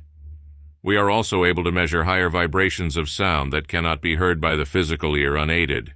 In like manner, we are able to detect substances and elements higher up in the scale of manifestation, elements that appear intangible to physical sense, and yet prove themselves through experiments to be just as tangible as the solid rock with which we all are familiar. We are exploring the unknown in every realm of the invisible universe, and we are finding facts and information of inestimable value. But this information gives us absolutely nothing about the spiritual world, the reason for which our preceding analysis has demonstrated conclusively. A scientist may be able to use the X-ray and the N-ray and any number of higher and finer rays of light, understanding them perfectly, comprehending the laws through which they manifest. But this power does not make him spiritual. An occult scientist may be able to discern some of the finest forces in the invisible world, and may be able to detect through the sixth sense all kinds of manifestations and modes of life upon higher planes. But this does not make him spiritual, or give him the least added insight into the spiritual world. In many instances, this so-called higher knowledge of invisible things will, for a time, become an obstacle to real spiritual understanding, because the individual may imagine for a time that he has found, through his knowledge of the invisible, the real secret of spiritual things. The same may be true of the physical scientist. He may become so enthused over his ability to penetrate the unknown with his wonderful instruments that he may imagine for a time that the unknown is nothing more than an extension of the known, and that it is all force and matter after all, appearing in different grades of vibration. He defines the invisible or the unknown as simply more rapid vibrations of force and matter. But to his mind it is all force and matter, and in consequence he remains, in his conception of things, as materialistic as he was before.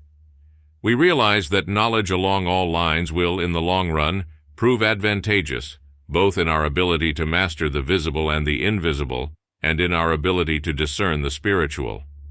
But, as stated previously, we must find the key to the spiritual world before we can enter that world. That key, however, cannot be found simply through a knowledge of visible or invisible elements or forces. We must search in an entirely different direction.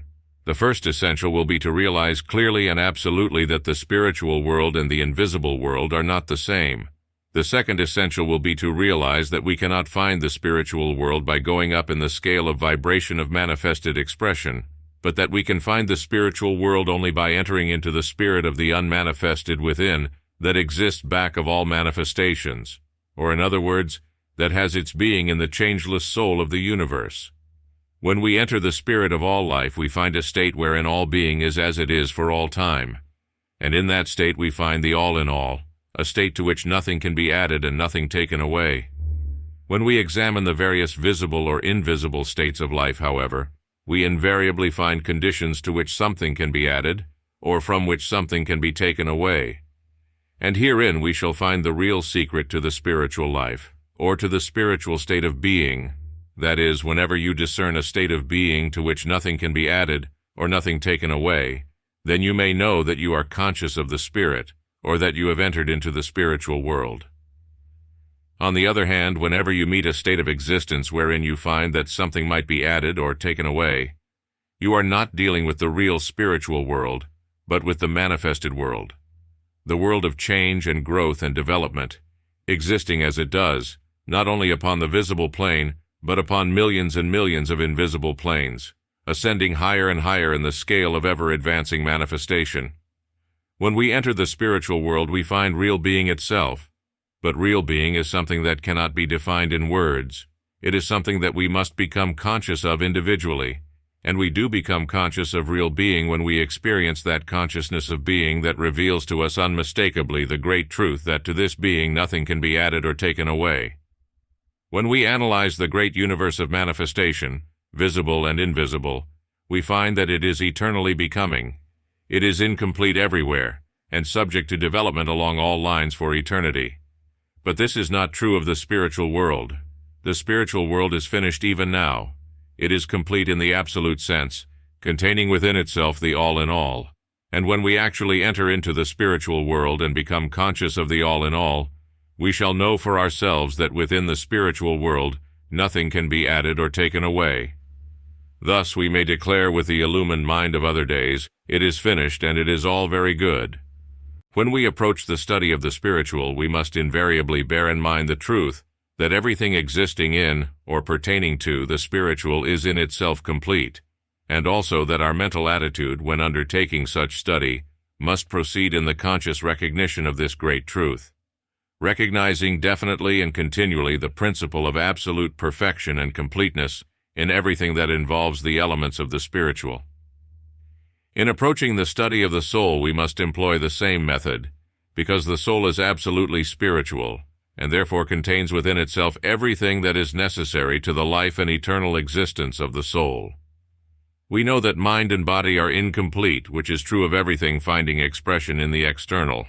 That is, wherever we find expression, there we shall find completeness, because expression is at best only a partial coming forth of the limitless that exists in the spiritual within. This being true, we realize that development and advancement would involve the continual increase of expression in every form and manner, an increase that is necessarily perpetual, because there can be no end to the increase of that which is, in reality, limitless. When we proceed with the analysis of anything in life, we meet the same principles and conditions. That is, we find incompleteness in the external, no matter how high in the scale the external may manifest. and we meet absolute completeness in the within of everything, whether it be a quality, a principle, an entity, or a universe. The spiritual within of everything is complete and changeless, and that is the reason why it is spiritual. To consider the more practical side of the subject, we may examine the principle of health and wholeness, and we shall discover the existence of a principle of health having its being within the life of all kinds of health, and that this principle contains every element of health that is conceivable or possible. In other words, the principle of perfect health contains so much health that it would be impossible to contain any more, and therefore the real principle of health is purely spiritual, containing within itself an unlimited measure of real or absolute health. This being true, we realize the necessity of going to the inner or spiritual source for health, wholeness, life, vitality, power, if we would secure the largest possible measure and the finest and most perfect conceivable quality. We may examine any quality in the same manner, or any state of the mind or of consciousness, and we shall find that even though the external expression may be incomplete, the inner source is absolutely complete, so that the without can continue to draw upon the within for an endless period of time, constantly receiving more without at any time exhausting the source of supply. This being true, we realize that no matter how much we may possess of the richness or perfection of life, either in personality, in mind, or in soul, we can always receive more from the spiritual within, and continue to receive more without any end, rising thereby in the scale along all lines perpetually. However, we must, before we can apply this wonderful law, understand perfectly the great truth that the spiritual is perfect, complete, and inexhaustible, and that the spiritual is the real, immeasurable source of everything that appears in the outer world. When we consider individuals in the light of this idea and speak of them as spiritual, we cannot possibly mean that they are spiritual through and through, or in the absolute sense, but that they are growing in the consciousness of the spiritual, and thereby drawing more and more upon the perfection of the soul for external expression in mind and personality. The outer life is always incomplete, always growing, always developing, always advancing, while the inner life is constantly giving forth more and more from its inexhaustible perfection for the purpose of increasing the perfection, the richness, and the worth of external life.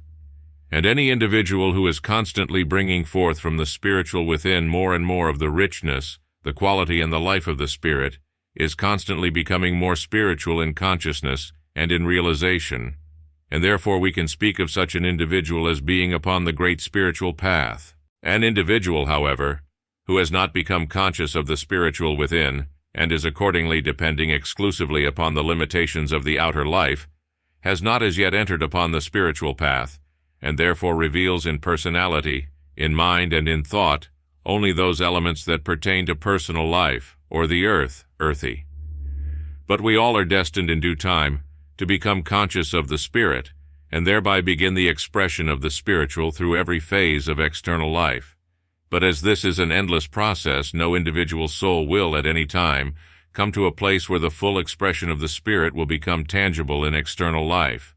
And this is well, because if we should reach such a state, then life would come to a standstill, and there would be nothing further to live for in the future. When we realize the full significance of life and its development, we find that we live in two worlds, or that we all should live in two worlds if we would be true to the great purpose that existence has in view. These two worlds constitute the great within and the great without, or the spiritual within which is inexhaustible perfection, and the external without which is eternally receiving a greater and a greater degree of expression from the spiritual, and thereby ever becoming more wonderful, more beautiful, and more ideal. The majority, however, live almost entirely in the without, and only upon rare occasions come into conscious contact with the spiritual within.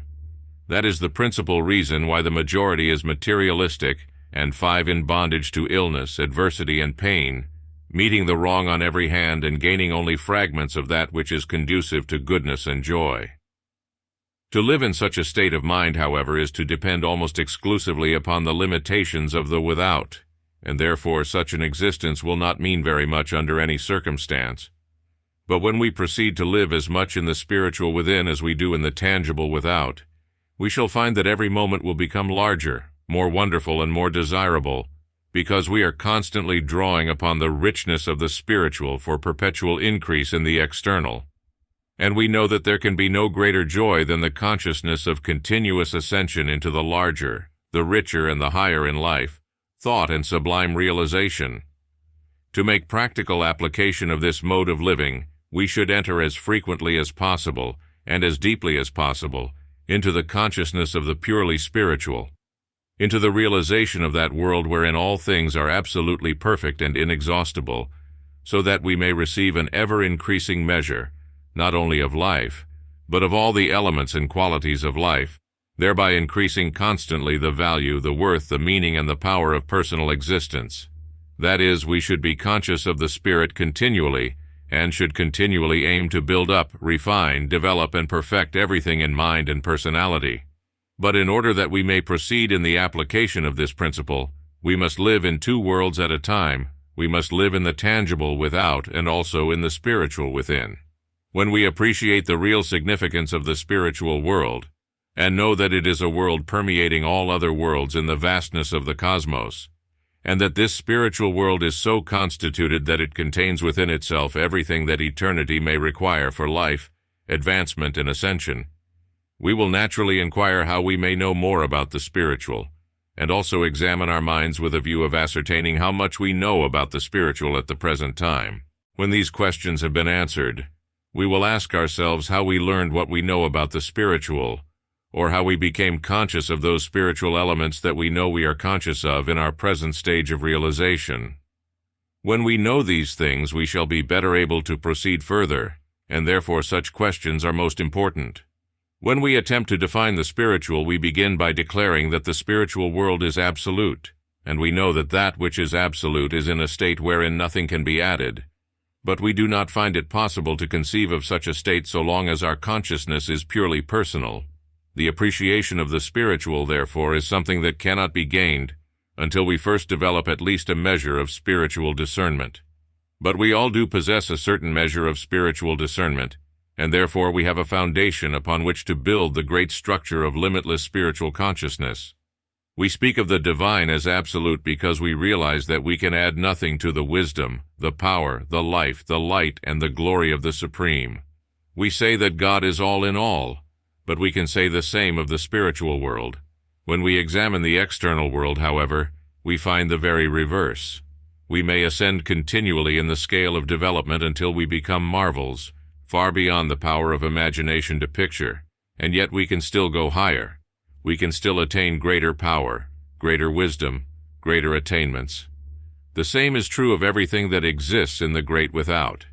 No matter how wonderful it may be, we can still make it more wonderful, and we can continue to make it more and more wonderful during the innumerable eons of eternity. Thus we appreciate the fact that that which manifests in the great without, no matter how marvelous or how high in the scale it may be, whether it exists in the visible or in the very highest phases of the invisible, it is nevertheless external. You can always add something more. You can always make it more perfect or more wonderful. But this is not true of the spiritual world. The spiritual world is, even now, at the apex of absolute perfection, so that there is no law in the cosmos through which anything could be added to the completeness of that world. However, the spiritual world, even though it appears to be the very reverse of the external world, is not a thing apart. It is not a universe that exists beyond or away from the physical or external universe. The spiritual world is, in truth, the very soul of the external world, and therefore is present everywhere. But it cannot be found by going up, so to speak, in the scale of development, nor can it be found by entering the invisible, because the invisible spheres are also in the external. We can find the spiritual world only by entering into the spirit of the within, and spirit is neither visible nor invisible. Spirit is neither high nor low in the scale. Spirit neither changes nor disappears, but always is what it is, the all in all. This being true, we find the fife and the principle of spirit everywhere, in every quality, in every manifestation, in every expression, and for an illustration we may consider the spirit of music. We know that music, as generally appreciated, is an external expression, involving harmonies of tone, but that expression has a source in what we speak of as the soul of music. And we know that whenever we enter into the soul of music, or enter into that state of appreciation where we feel that we discern the spirit of music, It is then that we appreciate and enjoy music far beyond previous experience. We know that those who appreciate real music are familiar with the fact that the finest artists invariably approach the spirit of music, and also that the more deeply an artist enters into the spirit of music, the more wonderful his music becomes. We say that the music of such and such an artist has soul. In brief, it is something more than the mere harmony of tone, something infinitely more, something that can never be defined or described. And the reason for this we understand when we know that the soul of music contains within itself all the music of existence, that is, so much music that it would not be possible to add to its volume, quantity, or quality in any form or manner. In this very place we will make a great discovery, if our minds are open to the higher and the greater. We will discover the secret of becoming a great or a wonderful musician, and this secret consists of the power of entering into the soul of music instead of simply performing in the external. We know that an artist invariably gives expression in the without to what is felt in the within, and therefore, if the artist can enter so deeply into the spiritual within of the soul of music that the real divine source of music is felt and discerned, we understand that such an artist would naturally give expression to music that would be far superior to anything we had ever heard before. We know that there are any number of musicians who are technically perfect in their expression, but there are only a few who reveal the real spirit of the great symphony. However, if all these musicians who are technically perfect would realize that music has soul, or that there is a spiritual world within the tangible world of music, and then try and become conscious of that spiritual world so as to feel and realize the marvels, the wonders, and the indescribable beauty of music as it is in its sublime perfection, if our technically perfect musicians would take such a course, we can well imagine what the music of the future would be. We may examine any art or any quality in life, and we will discover the same principle. To illustrate again, we may take human character, and we shall find that certain characters are strictly proper in their conduct and in their relationship with human life, but there is something about their conduct that appears to be purely mechanical, and therefore they produce no special impression upon those with whom they come in contact. But occasionally we meet characters who have soul, and we are aware of the fact that they are not only living in harmony with the great laws of life, being true to the truth in all their actions and expressions, but in addition they are giving soul not only to everything they do, but they are also giving soul to their very presence, so that when we find ourselves in the presence of such characters, we are wonderfully impressed with the beauty, and we might say divinity, of the life that is being expressed through them. We meet the same conditions in the human mind and also in the various faculties of the mind. Some minds are brilliant but are purely mechanical in their brilliancy, while other minds add what we might call a finer touch to every thought or expression. And the reason is that such minds are in touch with the soul of life. Such minds are becoming conscious of the spiritual world existing everywhere, within the mind, within all things. In any individual mind we may find certain faculties that are spiritualized, so to speak, while the other faculties remain purely material.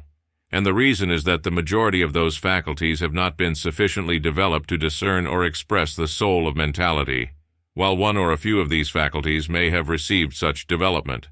That is why certain individuals sometimes are so extraordinary and so superior along one or a few finds of expression, while very ordinary or even inferior in every other respect.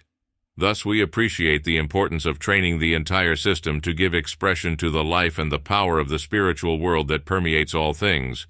But again, we cannot find spirit by trying to go up into the invisible, as so many have tried to do, but only by directing consciousness upon that wonderful state within where everything is changeless, absolute, complete, containing eternally the all in all.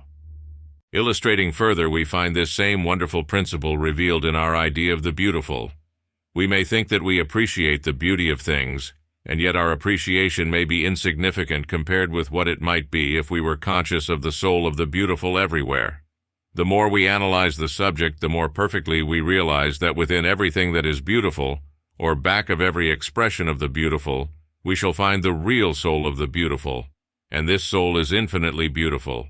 That is, the soul of the beautiful involves so much of the beautiful, and to such a wonderful degree that it can only be described as infinitely beautiful, beyond all thought or expression in its splendor and glory. We find the same to be true of the ideal, That is, we shall find that every ideal has soul, and that the ideal of the soul is infinitely higher than the ideal itself. Therefore, if we would learn to approach the soul of every ideal, we should find that our ideals would become higher and higher eternally, and we know that the higher our ideals ascend, the higher we shall rise, not only in life but also in expression and true spiritual attainment. In our personal development, and especially in the development of the powers or talents of the mind, we shall find in this connection a most practical idea. Briefly stated, if you have a certain talent, and know that that talent is but a partial expression of an interior or spiritual talent, which is so wonderful that it contains within itself the absolutely limitless, you are on the verge of a wonderful experience in development. You realize, in the first place, that the more deeply conscious you become of the limitless and infinitely perfect talent within you, the more you express from the within through the external manifestation of your talent. You thereby not only give your external talent soul and spirit, and a greater measure of life and power, but you continually bring forth into the external an ever-increasing measure of talent, so that in the course of time the external expression of your talent will necessarily become prodigious. But again, we shall have to remember that we cannot find the spirit of anything unless we direct our minds towards the spiritual within, and recognize the great truth that in the spiritual within we shall find the all in all. We may apply the same principle in personal development along any line, or with reference to any quality or any power or any possibility we may possess. Within them all we shall find the spirit or the soul or the spiritual world, and the more deeply conscious we become of the perfection and the limitlessness of the spirit within everything, the more we shall express through everything, and this is especially true of life itself, the greatest and most wonderful gift that the individual has received from the Supreme. The majority, however, live their life in the external, almost unconscious of the spiritual source, and therefore they never realize the life more abundant. But the moment we begin to become conscious of the inexhaustible life in the great within, or discover the very spirit of life itself, the very moment we meet this experience we find that the gates are ajar, and we proceed to enter a state of existence that is infinitely larger, more wonderful, and more desirable than anything we have ever experienced before. In other words, when we enter the spirit of life, we find that we become conscious not only of life in its highest and most wonderful state of being, but we also become conscious of limitless, inexhaustible life, the glory and splendor of which the illumined soul in its master state alone may behold and understand. For the purpose of illustration, we may again consider the quality of health, and we find that the principle of health in itself is in truth the spirit of health, or has its origin and existence in that something that we may define as real and unchangeable and invincible health, a state or spirit that contains health to such a perfect degree that it would not be possible for anything to contain health to a more perfect degree, and furthermore, that the health of the spirit is so powerful that it could not be changed or removed by any power in the external world with which it might come in contact. If we could realize absolutely such an idea of health, we understand what a difference we would experience in our possession of health. The majority feel that they have reasonably good health, but have no idea as to what the ideal of absolute health might signify, nor do they for a moment think that there is a deeper and a finer state of health, which constitutes in itself the perfection of health. Accordingly, the majority are in a condition where their health is not fully established, and frequently their possession of health is limited or uncertain. With this condition, we may well compare that consciousness of perfect being into which we enter when we realize that we possess within ourselves a principle or spirit of health that is absolutely perfect and complete, and having made this comparison, we will inquire as to how we may pass from the condition of the former to the consciousness of the latter. The answer is this, that when in search of health, and we all are in search of more health, we must begin with the realization of the great truth that the source of absolute health is found in the spiritual world, that wonderful state of being that exists everywhere and that permeates all things. Furthermore, we must realize that health itself is spiritual, that is real health, which is experienced by the few as compared with the limited expressions of health, which is experienced by the many. When we understand that real health is spiritual, and that such a state of health contains so much health and such perfect health that it could not be increased or improved upon in any form or manner, and then proceed to enter into the consciousness of the spirit of real health, We understand fully that the expression of health throughout our entire system will steadily increase until in time the personality will become so powerful with the real spirit of health that it would be immune under every circumstance. For further illustration, we may consider the attitude of peace, or the consciousness of the serene, and although many have the power to become peaceful and quiet to some degree, nevertheless there are only a few who ever become conscious of the peace that passeth understanding. The reason why is this, that real peace is spiritual, existing only in the consciousness of the spiritual world, a world into which the mind may enter only as spirituality is developed. When we understand that the peace that passeth understanding is so perfect and so deeply calm that it possibly could not contain higher or finer or more perfect elements of peace, we have an ideal of the consciousness of peace that is so wonderful that we shall have to think for days and weeks and months upon its possibilities before we can really comprehend its full significance. In like manner, we may consider the state of harmony, and we shall find that what the majority call harmony is not real harmony itself, but just a limited expression of concordant activities. If we would experience real harmony, we must enter the spirit, because such harmony is spiritual and exists only in the spiritual world. Accordingly, real harmony is so complete and perfect in itself that it could not become more harmonious.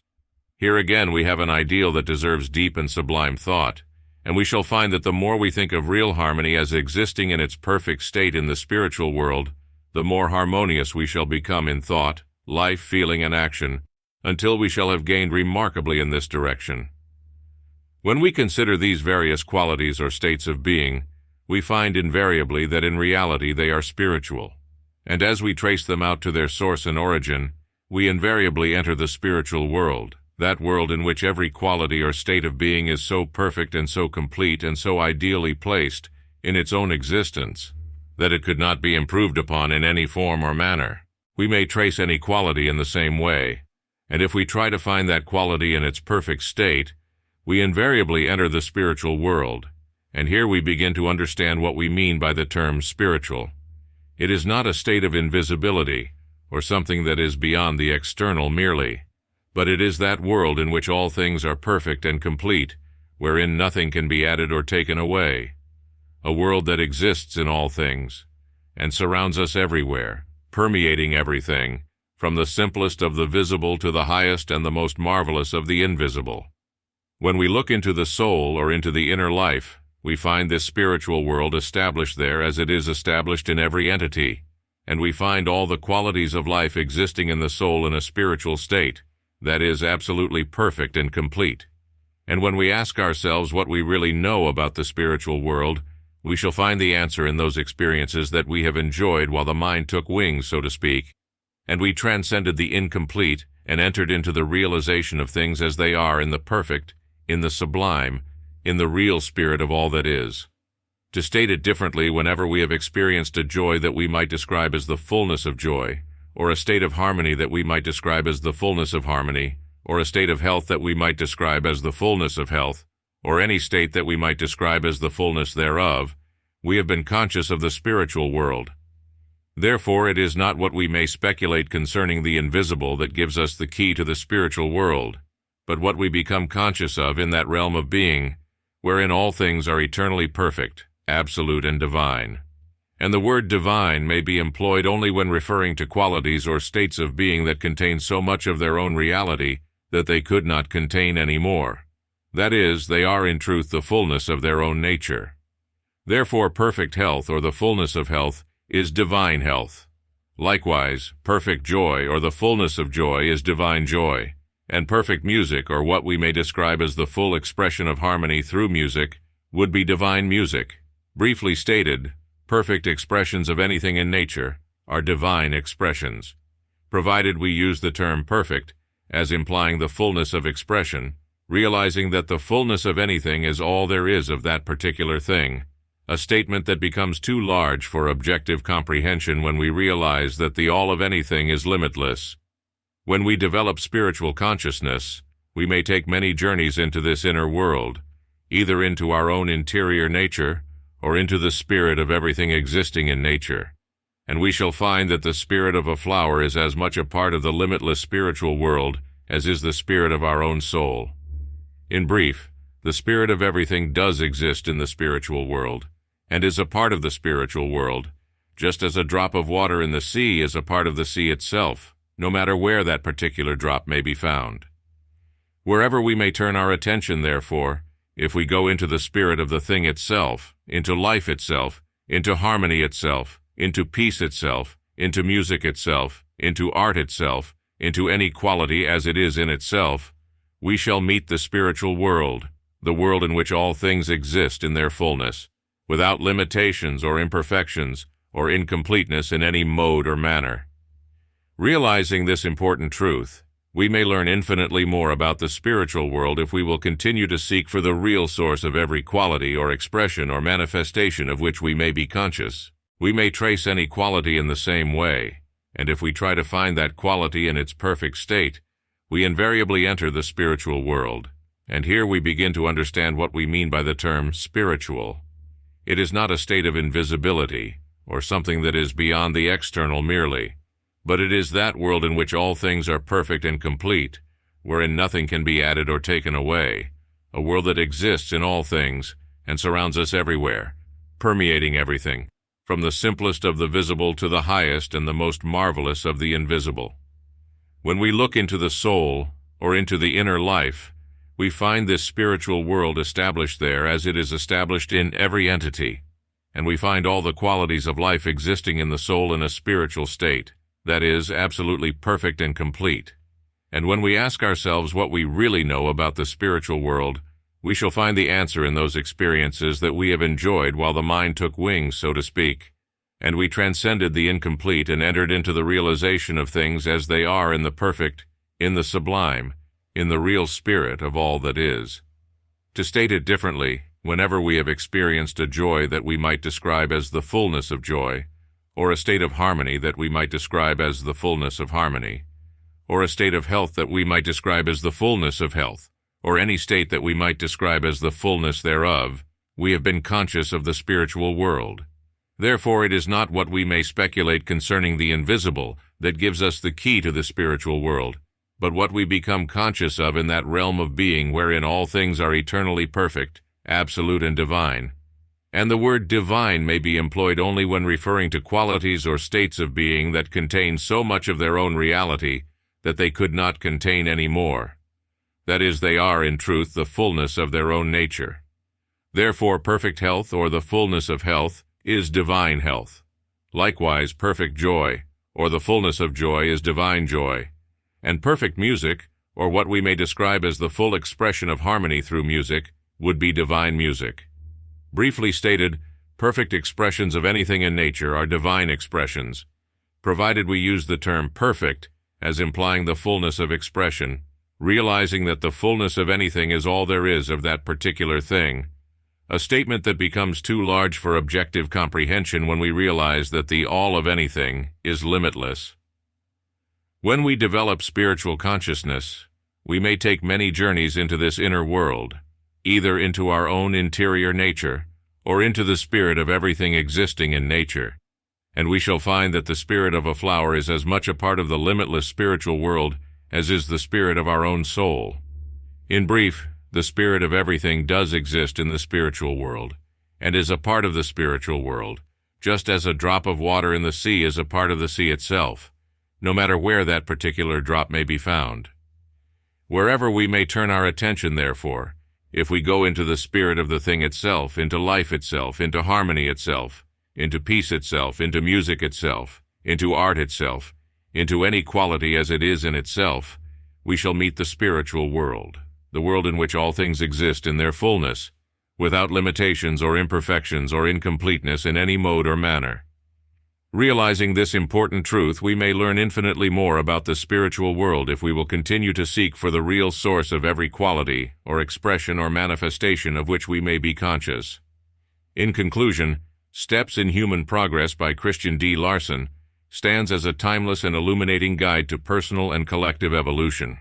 Larson's profound insights into metaphysics, spirituality, and the transformative power of the mind provide listeners with a roadmap to self-discovery and positive growth. As the audiobook unfolds, Larson's eloquent prose and teachings on the law of attraction, manifestation, and the creative potential within each individual resonate deeply, leaving a lasting impact on those who embark on this insightful journey. Through the exploration of consciousness and the interconnected nature of all beings, Larson encourages listeners to reflect on their roles in the grand tapestry of human progress.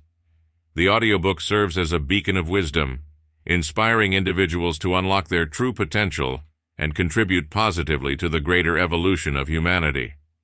Steps in Human Progress not only offers practical tools for personal realization, but also instills a sense of responsibility for the collective well-being of society. Larson's vision of a harmonious and enlightened world serves as a compelling call to action, urging listeners to take their own